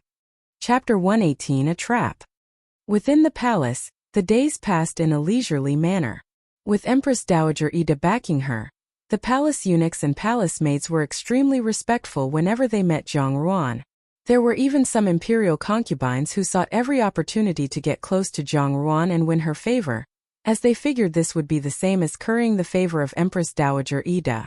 However, Zhang Ruan treated each one of them with equal indifference. Although she was gentle, she did not display any warmth. Little by little, these imperial concubines grew cold and plainly stopped interacting with Zhang Ruan. Lu Zhu wondered aloud, "Miss, that Wang Marin seemed so good-natured and amiable. Why was Miss so cold to her yesterday?" Beautiful person. A lower-ranked imperial concubine. "It's simply that she had some request. Now that she has been provoked, I'm afraid there may be trouble in future," replied Zhang Ruan. Lu Zhu stuck out her tongue but did not speak further. In truth, Zhang Ruan remembered very clearly, in her previous life, this Wang Marin was one who would happily flatter those of higher status and step on those of the lower class. On the surface, she was an affectionate sister, but behind Zhang Ruan's back, she was as thick as thieves with Xia Jiao Jiao. It was not only Wang Marin. In the palace, among all the ladies of the emperor's harem, who was pure? If any person was pure, they would have long departed for the grave. While Zhang Ruan was drinking tea, Empress Dowager Ida walked in, looked at her and said, "Your father has sent an invitation. Ija has made inquiries, and it is because your third sister is about to be married." Zhangli getting married? Zhang Ruan looked down and muttered to herself, realizing that life in the palace had become too comfortable, such that she had forgotten all about Zhang Li's marriage. Empress Dowager Ida noticed Zhang Ruan was deep in thought, and said, "Third Zhang Miss is getting married, so naturally you must go home. Ija has retained you for a long time, and Zhang Quan has perhaps realized this. Today, Ija will assign people to take you home, so that Zhang Quan will know his place and be content for a few days." With her considerable power and influence, Empress Dowager Ida had asked around and determined the exact nature of the relationship between Zhang Quan and Zhang Ruan long ago. Even if Zhang Ruan did not want to speak of it, Empress Dowager Ida had intentions to support her. Now that Zhang Li was getting married, Zhang Ruan, as the elder sister, would have to return to the Fu, and Zhang Quan would not dare to say anything about it. Zhang Ruan thought for a while before smiling and saying, "Many thanks, Imperial Grandmother." Empress Dowager Ida observed Zhang Ruan silently. In the 3 years that they had been in close association, she had divined very clearly that Zhang Ruan was a transparent person with a gentle and moderate temperament. She handled matters in an appropriate manner, and her wisdom was far more mature than that of her peers. However, for some unknown reason, she had always felt that there was a place, deep within Zhang Ruan, that no one could access. Empress Dowager Ida knew that Zhang Ruan's birth mother had suffered an untimely death, and this perfectly complemented her own feelings when she had lost her daughter early on. She thought if Princess Yuanrong had not died but instead had lived and had children, those children would now be around Zhang Ruan's age. Thus, often when she looked at Zhang Ruan, Empress Dowager Ida felt a rare sense of tender-heartedness.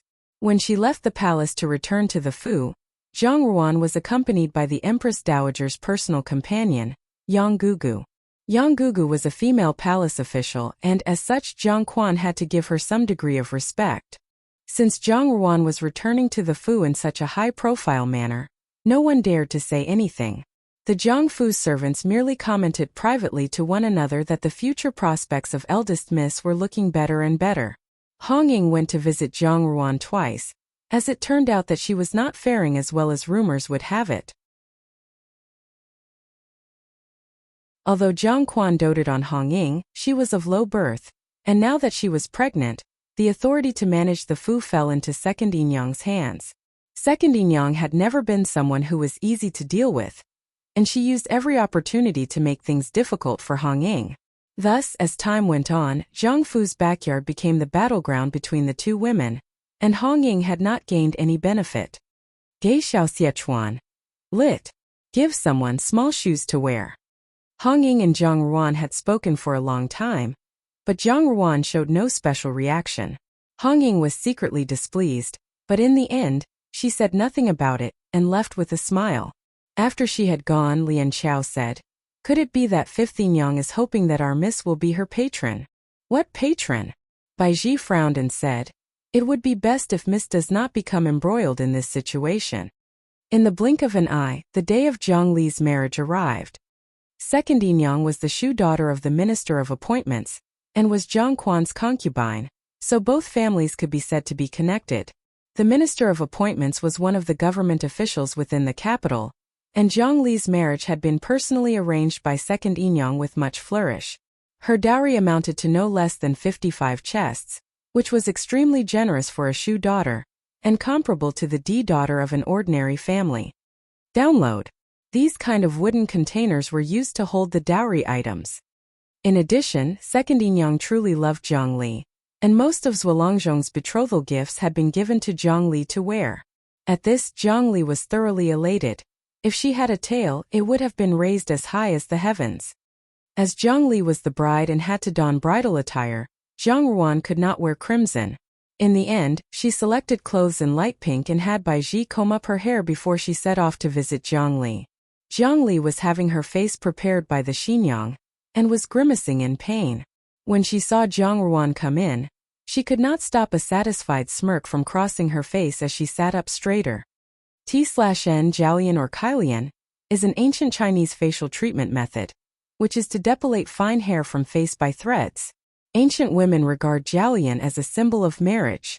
Generally, female elders do Jiaolian as an adult ceremonial rite for brides-to-be, and during the procedure, they seize the opportunity to pray good fortune for the bride as well as to teach her the rules of living with groom's family members. The procedure is done before the bride gets on the sedan chair, or after her arrival at the groom's home.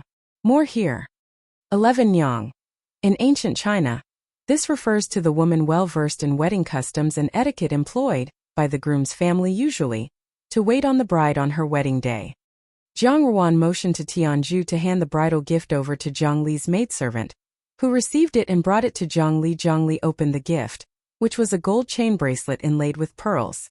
The big round pearls shone with a faint luster. Clearly, this was a rare and valuable item. Zhang Li's face lit up in joy, but she swiftly controlled herself. Affecting indifference, she said, "De Jeje's bracelet is really pretty nice, and it actually looks better than second sister's." Jiang Susu stood at one side, indignance flashing through her eyes at these words. The bridal gift she had given Zhang Li today was a jade bracelet with a colored glaze. It was also a rare item, but when compared to Zhang Ruan's bracelet it paled just the tiniest bit, but this was already the item of highest quality she was able to offer. From the time that Xia Yan lost power, every single time Jiang Susu went out, people would point their fingers at her. Therefore, Jiang Susu angrily declared that she would never go out again. However, Zhang Quan was no longer constantly sending them imported precious jewelry as he had done so in the past, and the jewelry in her jewelry box had not been changed in a long time. Now, looking at Zhang Ruan, even though she was clad from top to toe in a simple outfit, it was obvious at a glance that her clothes were not ordinary.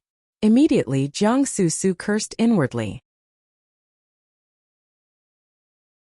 First, she cursed Zhang Li for failing to appreciate the kindness of others, and that this Shu daughter would employ such shameful methods to snatch the marriage arrangement of someone else. Second, she cursed Zhang Ruan, this wild orphan girl, a mere swallow who had climbed onto the high branch that was the Empress Dowager and now fancied herself a phoenix. Although they were sisters in name, the three of them did not act accordingly with each other in reality. Zhang Ruan smiled and said, "Congratulations to third sister." Zhang Li was feeling unusually pleased with herself. From a young age within the Fu, the people she had most been jealous of were Zhang Ruan and Jiang Susu. She had written off Jiang Susu since she was under the protection of Zhang Quan and Zhang Chao. Now that Xia Yan had lost power, Zhang Li could not mock Jiang Susu enough. But the only remaining unpleasant thorn in her side was Zhang Ruan. Plainly speaking, Zhang Ruan herself had a talentless mother, but she still held the status of a D daughter, and now, by some stroke of fortune that had come from goodness knows where, she had been made a Junju. Zhang Li swelled with envious hatred every time she thought of this. To assume the position of the Longzhong foreign, a government official's wife, was an excellent situation. However, because of Zhang Ruan, Zhang Li felt that she still did not measure up. "De Jejie is too courteous," Zhang Li smilingly said. Tianzhu was somewhat disdainful. This third Zhang Miss had no brain, and her every thought and emotion was clearly written on her face. which caused people to have no good impression of her. At this moment Jiang Dan also walked in. When Second Yang, who had just returned from getting something from outside, saw Jiang Dan, she was immediately on high alert, and stood in front of Jiang Li. Dan Yang has not yet wished third sister a happy marriage. Jiang Dan's maidservant handed over the bridal gift, while Jiang Dan smiled and said, "Congratulations, third sister." Jiang Li frowned when she saw Jiang Dan. Naturally, she knew how her marriage arrangement had been obtained, and seeing Jiang Dan now was like a reminder of it. With a sneer, she ordered the maidservant to open the box. She'd sked twice as she picked out a 9-bend plainly patterned flat silver bracelet from the box, shook her head and said, "Fourth sister, I'm not criticizing you, but this bridal gift is really quite unpresentable. Although we are Shu daughters of a government official's family. Even the poorest people would not deign to use this little trinket." @ Zut. The bracelet probably looks something like this. In all fairness, the bracelet was indeed not outstanding, but it was not as bad as Jiang Li made it out to be. Moreover, where Jiang Dan was concerned, it was probably one of the better quality items from her jeweler box. Jiang Li's words were harsh and malicious, but she affected an indifferent attitude, and Second Yang followed her lead to look supremely unconcerned. Jiang Dan lowered her head slightly, and curled her minutely trembling shoulders inwards, looking very pitiful. If it had been the Jiang Su of the past, in order to maintain her ethereal fairy-like image, she would have said a few words. If it had been the Jiang Ruan of her previous life, she would also have stood by Jiang Dan. However, the present situation was not the same as in the former days. No one uttered a word, and Jiang Ruan smiled faintly as she said, "Third sister, take your time to prepare well, as today you will be the most beautiful bride. I will leave first." Jiang Li smiled like the cat that got the cream as she replied, "Due to De Jie's auspicious words, I will naturally be so." Taking Tianju with her, Jiang Ruan proceeded to leave without ceremony. Once in the outer hall, it really was a lively and harmonious atmosphere, with both guests and hosts seemingly enjoying themselves. Hong Ying, supporting her big belly, was moving between the guests and welcoming them. Even eldest Yinyang, who had not appeared in public for a very long time, was helping out due to a shortage of manpower. Although the guests all mouthed courteous pleasantries, the ridicule in their eyes was barely concealed. At present, Zhang Quan was the biggest joke in the capital. Who knew what these guests were talking about behind his back, even as they were now singing his praises? His main wife had caused him to wear a green hat, but he could not get rid of her. Even his yin-yangs had to welcome the guests. This was truly the first time this had ever happened in the home of an official of the Great Jin. Jiang Ruan's gaze swept lightly across the people present, and landed on one person. The damask silk clothes that person wore were unable to camouflage the air of a scion from a noble family. His eyes gleamed as they roamed over the womenfolk at the banquet, as if he were hunting down some unknown prey. With a flash of understanding, Jiang Ruan turned and called out, her voice cold, "Tianju, here." Tianju tacitly perceived that something was off with Jiang Ruan, so she asked, "Miss, how is your skill in killing people?" Jiang Ruan asked. "Although I dare not brag, I can handle around 10 people on my own," Tianju replied. "Be on your guard today." Jiang Ruan lowered her eyes and thought to herself, Xianyu was also here? Excellent. She wanted to know who had invited Xianyu. Jiang Su, Second Yinyang, or Jiang Li? The wedding ceremony was being held in Zhualangzhongfu. As Jiang Li had no brothers, it was Jiang Chao who carried her into the bridal sedan chair. The entire journey proceeded with great jubilation, and the people of the capital stopped to stare, for this marriage was suitably magnificent. After they had paid their respects in the ancestral worship hall, Zhualangzhong remained outside to propose toasts, while Jiang Li was sent to the bridal chamber. After entering the chamber, when it was time for toasting, Jiang Li, still veiled, and in a voice that was soft and gentle for the first time in her life, paid her respects to Second Yinyang and Jiang Quan as her birth parents. Thereafter, it was time to pay her respects to her siblings. Jiang Li picked up the wine cup from the tray and said sweetly, "This cup is for my eldest sister. Today I have married out of the family and into my husband's family. De Jie and I are both Jiang Fu's daughters, but we spent much time apart and not enough time together. which is truly a cause for regret. Today, this cup of wine completely symbolizes the feelings between us sisters. Having said this, Zhang Li then presented the wine cup to Zhang Ruan. Zhang Ruan looked at her and smiled slightly but did not take the wine cup from her.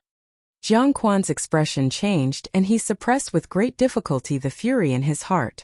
So Zhang Ruan would even refuse to accept the wine of her Shu Mimi. What would people make of this when the news got out? Zhang Li was still veiled so she could not see what was happening outside. She could only sense that, despite waiting for quite a while, no one had taken the wine cup she was holding out. As she could not help feeling somewhat anxious, she was about to speak when she heard a rather greasy man's voice saying, "How can Hong and Junju not accept your own Mimi's wine? Could it be that you are unwilling to?" That voice clearly belonged to someone born of wealth and nobility, and the words held an ambiguous implication. Everyone looked at Zhang Ruan. In order to draw a distinction between herself and the bride, Zhang Ruan was wearing a light pink flying geese, fine brocaded gown and was not dressed and accessorized as brightly as she usually was, so she appeared much more gentle and tender. With her faint smile, and her skin as fair as snow, one was led to think of her as beautiful and graceful. As the eyes of the crowd were all centered on Zhang Ruan, Jiang Susu clenched her fists tightly. Zhang Ruan gave a small smile and reached out her hand to accept Zhang Li's wine cup. It was a wedding custom in the Great Jin that the bride's toasts must always be accepted, otherwise it would be tantamount to disrespecting the host family. Only draining the toast to the last drop would be seen as wishing auspicious blessings upon the host family. Therefore, while attending wedding receptions, even those who had sworn off wine could not refuse a toast raised by the bride.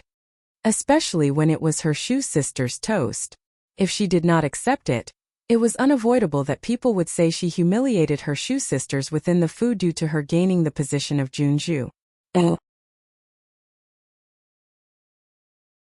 An indecipherable smile hovered on Zhang Ruan's lips as she said, "Third sister's words have truly moved this Junju." Zhang Li's hands trembled imperceptibly. Zhang Dan noticed, then lowered her head and feigned ignorance, but there was another pair of eyes within the crowd that exuded joy at the situation. Zhang Ruan accepted the wine cup and, with her sleeve covering her face, drained the cup of its contents and displayed the empty cup to the crowd. Then she drew close to Zhang Li and whispered, "Third sister, everyone testifies that I have not left a single drop."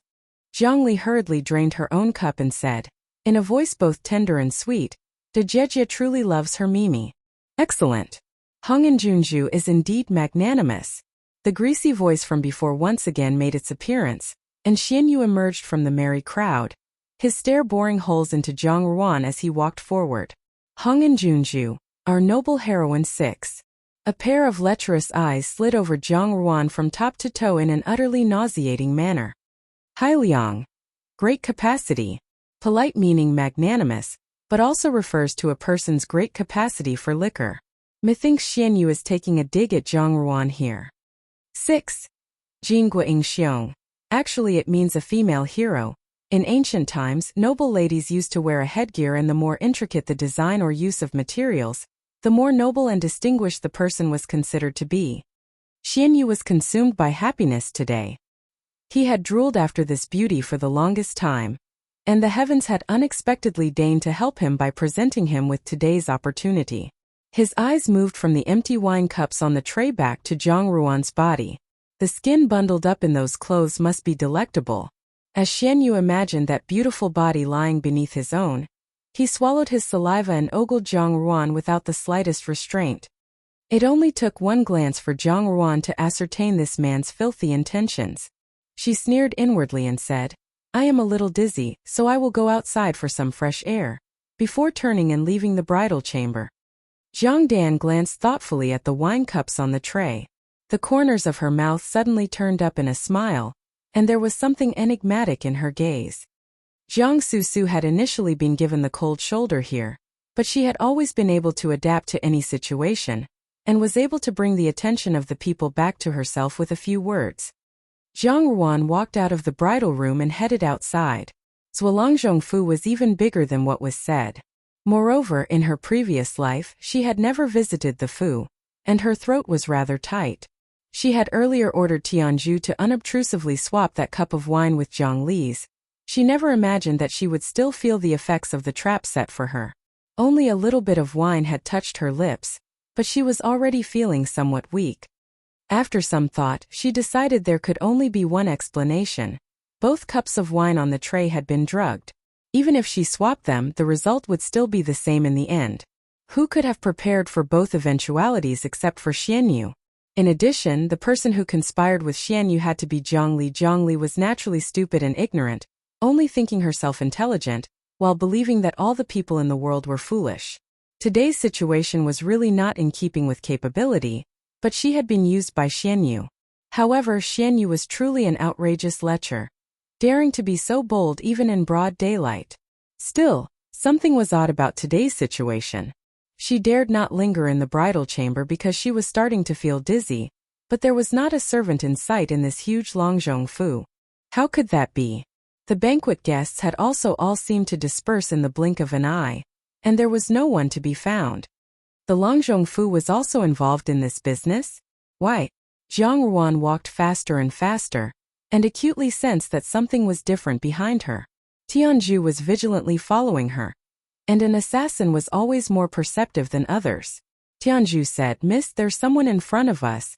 She paused, and her face became uncommonly severe as she said, "We have been ambushed." Jiang Ruan laughed coldly to herself. Instead of ambushing her in the Longzhong Fu, why not just charge straight at her? Was it really necessary for Zhuolangzhong to use his own official career to pander to a pervert prince?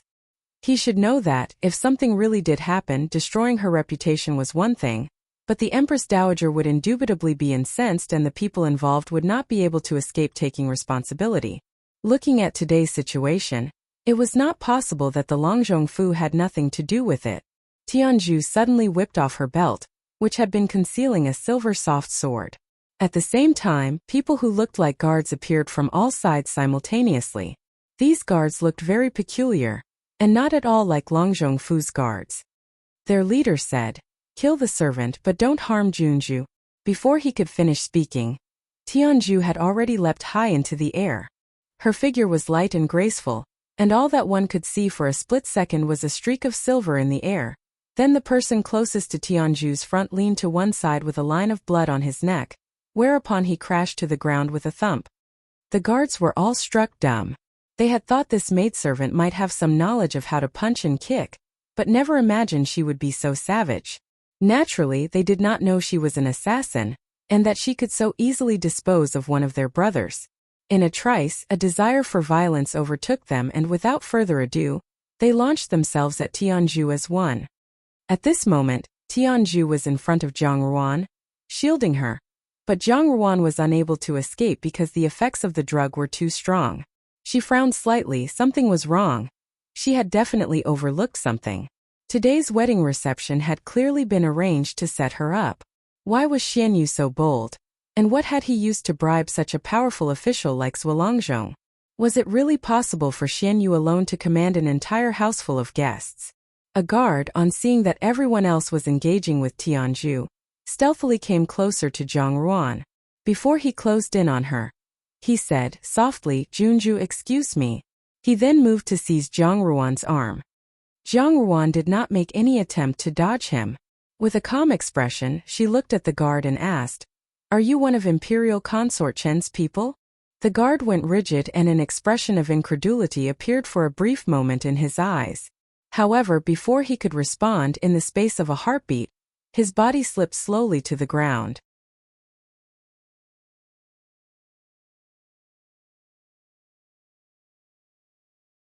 Chapter 119 His Heartache. Chapter 119. His Heartache. No one could clearly see what Jiang Ruan had done. They only saw a guard's body going rigid and falling to the ground. There was no sign of a wound anywhere on his body, but a thin line of blood slowly trickled from the corner of his mouth. Upon seeing this, the remaining guards turned pale with fright and glared at Jiang Ruan warily. The seemingly ordinary maidservant turned out to be so vicious when in action, and even this Junju, who appeared unarmed and defenseless, had skilled tricks up her sleeve. Who knew what else she was capable of? Not an inch of steel, unarmed and defenseless. Zhang Ruan steadied herself and turned the blood moon bracelet on her wrist around. Inside, there were only a total of 9 needles, and each one of them was highly poisonous. This item was indeed light and handy. Once activated, it was completely irreversible. However, there was also a fatal disadvantage: the poisonous projectile could only be aimed to shoot forward. Her moment of desperation just now caused her to recall a past event. In her previous life, the political career of Zhuolangzhong Zhuojiang had been smooth sailing in Great Jin, and he had managed some affairs for the emperor beautifully. In that life, it had been neither Zhang Dan or Zhang Li who had been married to Zhuojiang, but a younger female cousin from Imperial Consort Chen's family. It was as if there was a thread tying all the events together. When she thought about it this way, everything suddenly became clearer. Of course, Xian Yu did not have the power to incite the entire Longzhongfu, but what if he were exchanged for the currently formidable and untouchable Imperial Consort Chen? In her previous life, Xianli had spoken of Zhuojiang's amazing talent, and if Zhuojiang had thrown his lot in with Xianli's faction, doing Imperial Consort Chen's work would be a natural progression of events. If this were in fact the case, then both Xian Yu and Zhang Li had been used by Imperial Consort Chen. But why would Imperial Consort Chen bear such a deep animosity towards her? Even if she, Imperial Consort Chen, wanted to make a move, it should not be at this time, and she had even used such a cruel method. Taking all this into consideration, it would seem that Imperial Consort Chen actually wanted to completely ruin her reputation and cause her to fall from grace irredeemably, even to the point of death. It was similar to Jiang Su and Xia Yan's style of doing things, and if someone had told her that this was done by them she would believe it, but Imperial Consort Chen's way was even more effective. However, Imperial Consort Chen and Xia Yan were two different people. Once Imperial Consort Chen made a move, she would definitely have a series of follow-up measures, so how could she easily escape today? Imperial Consort Chen had no qualms using the entire Longzhongfu to ensnare her, which caused her to have an entirely new level of respect for the woman. The more critical the situation, the more relaxed Zhang Ruan's expression became. She stood, ramrod straight, in the empty space in the garden of Longzhongfu while smiling charmingly. Before they knew it, more and more guards arrived and split into 2 groups. One group surrounded Tianju, and even though she was highly skilled, she was still heavily outnumbered. Moreover, these guards had been sent by Imperial Consort Chen, and would surely not be a gaggle of idiots. The other group surrounded Zhang Ruan and slowly closed in on her, but when they saw her smiling out of the blue, some of them could not help but feel suspicious, and did not dare to advance further. Their comrade's tragic death just now made them realize they should not underestimate this Junju, or they might find themselves the target of some concealed weapon. She asked impassively, "Has your mistress ever thought of the consequences of today's action?" A hint of surprise flashed across the eyes of the guards. No one should know about Imperial Consort Chen's involvement. Zhang Ruan should only have blamed Xian Yu for all that happened. However, this Hongan Junju was actually able to point a finger at Imperial Consort Chen straight off the bat. Not even Longzhongfu had ever suspected anything. Thus, it was not surprising that they were somewhat alarmed. If not for Imperial Consort Chen's command to send Zhang Ruan to Xian Yu's bed, these guards would have already killed Zhang Ruan to silence her. Imperial Consort Chen had never once revealed herself in the palace and had no obvious connection to this situation, yet Zhang Ruan had still managed to guess her involvement. No, looking at her expression, it was no guess, she was certain in her conclusion. Without further ado, several guards rushed to surround Zhang Ruan, but much faster than them was the glint of a dim blue light from the bracelet. With only a schwa-schwa-schwa sound, several people were struck and immediately collapsed in front of Zhang Ruan. However, no matter how fast her movements were, in the end, her strength was being sapped by the drug. One of the men moved around her until he was able to seize her hands and twist them behind her back. Although they were unable to clearly make out what concealed weapon Zhang Ruan was using, at that moment, seeing her weakened state, they gradually felt more at ease.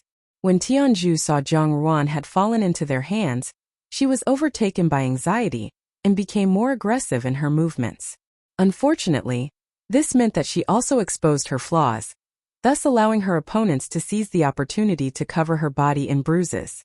Tianju was a skilled killer, but covert assassination was for the most part a one-on-one affair, so she found it difficult to manage when faced with such a large group of guards.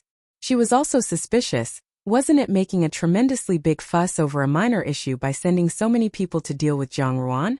Or it could be that their opponent's master really hated Zhang Ruan to the core and wanted to ensure that everything was fail-proof. One person took advantage of Tianju's momentary distraction and stabbed her in the waist. Tianju staggered and turned around to try to locate Zhang Ruan. Zhang Ruan was being forcibly dragged away by the guard, who was using his hand to cover her eyes. Zhang Ruan bit her tongue. Her body felt unnaturally parched and hot. It was as if a fire was building up within her bit by bit, causing her entire body to shudder. The hotter her body felt, the colder her heart became. She did not know how much time had passed before she felt the person who was forcing her to move stop. The hand covering her eyes was removed, and she realized that she was in a gorgeously opulent room. The incense burning in the room was exuding a peculiar scent which Zhang Ruan was no stranger to. In her previous life in the palace, several of the palace beauties, who were currently in favor with the emperor, would generally burn this kind of incense in seeking to prolong the period of that favor. It was an aphrodisiac. Zhang Ruan's body was already feeling the overpowering effect of the love potion. When she smelled the aphrodisiac incense, she felt as if she were burning from head to toe. She was just able to bear it, but a slight flush appeared on her face. Unless one was fully aware of the power of the drug, one would not believe she was under the effect of a love potion. Hung and Junju, a greasy-sounding voice spoke up, like a disgusting maggot found crawling within bone marrow. The guard bowed and retreated. Zhang Ruan did not have the strength to stand up and slumped on the ground. With a cold stare, she carefully watched the man before her, who was gazing at her with a lewd smile. Xian Yu's eyes roamed over Zhang Ruan's body. From the time he had seen her at the palace, his dreams had been all about having Hong and Junju pressed under his body. Because he had been exposed to such exquisite beauty, when he surveyed the concubines of his own residence, he felt that they were all vulgar harlots with painted faces and fancy clothes. The past few days, Xian Yu had been unable to sleep. Who knew that Zhujiang, who was always so deadly earnest, would actually know how to behave in a delicate situation. In addition, he had married such a lovely wife, Zhang Li, which had afforded Xian Yu such a wonderful opportunity. Xian Yu naturally did not know that the people he thought were Zhujiang's guards were not so in actuality, and he had completely overestimated his own skills. However, at this moment, with her wings clipped, Zhang Ruan would find it difficult to escape. When he thought about the lewd pleasures that he would soon indulge in, Xian Yu could not suppress his rising excitement. He approached Zhang Ruan step by step. In a flash, Zhang Ruan pulled out the dagger strapped to her calf. The dagger which Xiao Xiao had given her was always on her person, and right now, even though her head was increasingly dizzy, she understood very clearly that she could not wait for someone to rescue her if events continued to unfold at this pace. She knew she had to make the first move, especially as her sight was beginning to blur to the point that even her vision of Xian Yu was beginning to blur.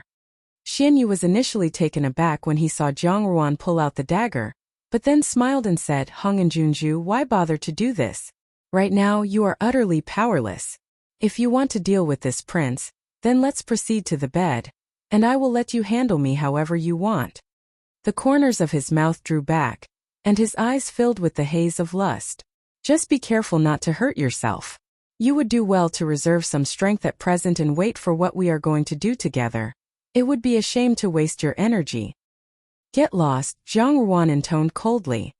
"Junju, there's no need for you to be so unreasonable," Xian Yu said as he smilingly drew closer to her. "This prince is genuinely enamored of you. After tonight, this prince will personally ask Imperial Father for your hand in marriage.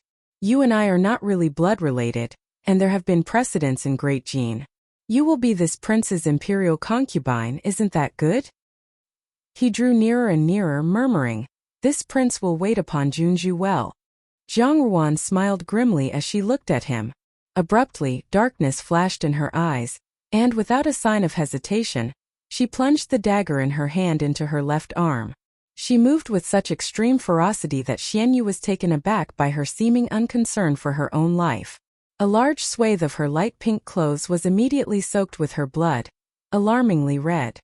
When he saw the widening bloodstain, Xian Yu was stunned at first, but then his anger bubbled forth and he said, "Bitch! If you decline my offer you will still be forced to give in later." As he strode towards Zhang Ruan. In his opinion, this woman was unable to tell good from bad.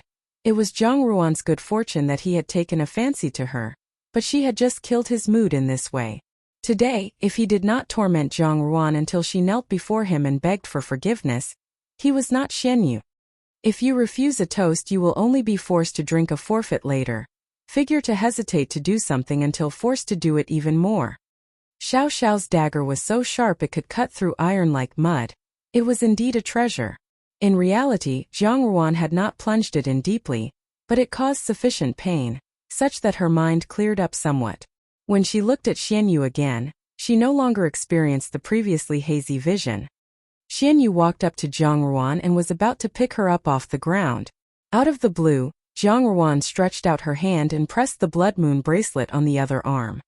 "Third Prince, if you take one more step forward, do not blame this Junju for not giving you face and harming you so that you can only speak to the King of Hell," she said. These words succeeded in making Xian Yu stop in his tracks. He glanced at Zhang Ruan with some suspicion, then laughed heartily, with his eyes full of anger. "Junju, this prince advises you not to try and play any tricks. My men are just outside, so what else could you possibly do?" Zhang Ruan glared at him frostily and lifted the bracelet around her arm. A cruel smile curled around her lips, and her voice was like a mountain stream which had frozen over. "Third Prince, do you know what this is?" Xian Yu gazed at the bracelet around Zhang Ruan's wrist. The blood-red jade bracelet emitted a faint blue luster. At one glance, it would appear to be no ordinary item. He had taken it to be an item of jewelry that Zhang Ruan valued highly, but had no idea what it was. It is called the Blood Moon Bracelet, and comes from the capital's Yibao Pavilion. It contains 9 needles and every needle has been dipped into a highly toxic substance, arrow poison wood. Zhang Ruan continued dispassionately, "Third Prince is too close to me. This Junju is afraid that her hand may slip, inadvertently press the trigger, and cause Third Prince to breathe his last." Jian Shuefeng Ho, lit. See the blood, seal the throat, refers to Anticharis toxicaria, also known as arrow tree poison, widely used as a toxin for arrows, darts, and blow darts. More here. At first Xian Yu was utterly stunned. Then he grew indignant and guffawed before saying, "You dare to threaten me? Third Prince will find out if it's a mere threat if you test it," said Zhang Ruan. Xian Yu surveyed Zhang Ruan in disbelief. This Hongan Junju whom everyone talked about, the remarkably beautiful woman who had garnered the affection of the Empress Dowager, was at this very moment showing no hint of fear. This was totally different from the women he had toyed with previously, and was so unusual that it immediately piqued Xian Yu's interest. Grinning widely, he said, "This prince knows that Junju is afraid, but there's no need to fool me with this bracelet. If something bad did happen to me, how could Junju possibly escape being implicated? To conspire against the lives of the royal children, Junju can only offer a life for a life." His gaze lingered on Zhang Ruan's snow-white neck as he said, "Junju has no need to fear. This prince will be gentle." Xian Yu paid no heed to Zhang Ruan's words because he was certain she would not make a move against him. Whatever happened, he was still a prince. If she were to be charged with murdering a prince, it would be difficult for her to escape a death sentence even though she was the Empress Dowager's adopted granddaughter. Zhang Ruan scoffed and looked at Xian Yu as if he was a big joke. The blood from her arm had already stained much of her light pink clothes, causing them to become bright red. Her smiling face was like a flower, exceptionally charming, and she exuded a kind of cruel beauty from head to toe. "What do I not dare to do? Third Prince is lascivious and without scruple, and you have toyed with innumerable women. Now that this Junju has fallen into your hands, after tonight, the only way out is via a white silk scarf. Suicide. Since death awaits in any case, what's one more person to accompany me?" She raised her head and almost vibrated with laughter as she said, "If Third Prince does not believe me, you are welcome to step forward. However, I'm also very curious as to who, in the end, will be faster, Third Prince or my Blood Moon Bracelet's poison needles." Xian Yu initially wanted to mock this woman for overestimating her capabilities. For years, he had toyed with so many women, and no matter how fiercely protective they were of their chastity, ultimately, they had all allowed him to play with them as he wished. However, when he looked at the expression in Zhang Ruan's eyes, he found himself unable to move forward, for those clear and lustrous eyes were like a deep icy pool. Her gaze was familiar, for it was echoed in the expressions of the man-eating demons painted in the murals on temple walls. How could a woman have such a violently fierce expression? Xian Yu was in a dilemma. Big drops of cold sweat broke out on Zhang Ruan's forehead. For every second that she stayed in the room, she breathed in more of the aphrodisiac, and the drug she had ingested increased its hold over her. The pain of the arm wound she had just inflicted on herself could barely distract her from the intense heat rising in her body. In addition, that blood moon bracelet held not even a single poison needle, for they had all been spent earlier when the guards had closed in on her.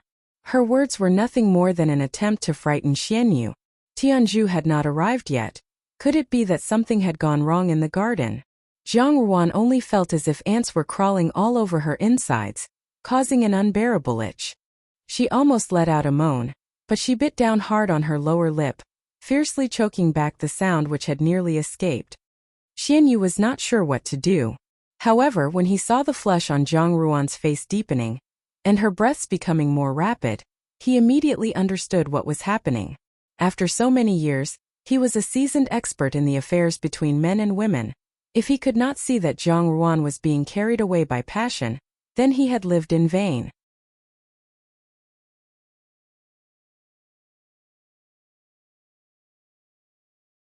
Her light pink clothes were stained bright red by her blood, and she looked as pitiful as a small child. Xiao Xiao's heart throbbed with pain, and he felt that the person in his embrace was unusually light. His heart almost stopped as he thought about the scene he had just witnessed.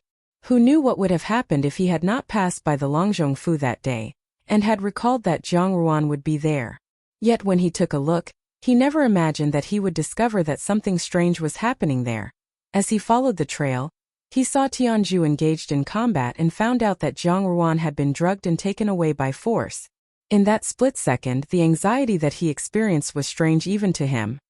He was used to being a loner and had never been concerned about anyone else. Neither had he ever paid such attention to a single person. But now, as he looked down at the petite and delicate young woman in his arms, he had only one thought: to protect her, to shelter her under his wings, to block all the attacks from hidden enemies. As long as he was around, she would never be trapped in any kind of dangerous situation again. You're tuning in to the Li Mei's Wuxia Whispers YouTube channel. We're so grateful for your support, and don't forget to subscribe to join us on this incredible journey through captivating stories. Your generosity through donations truly makes a world of difference, as it's the primary source of revenue that allows me to expand and enhance this channel for you. Thank you from the bottom of my heart for being a part of this adventure.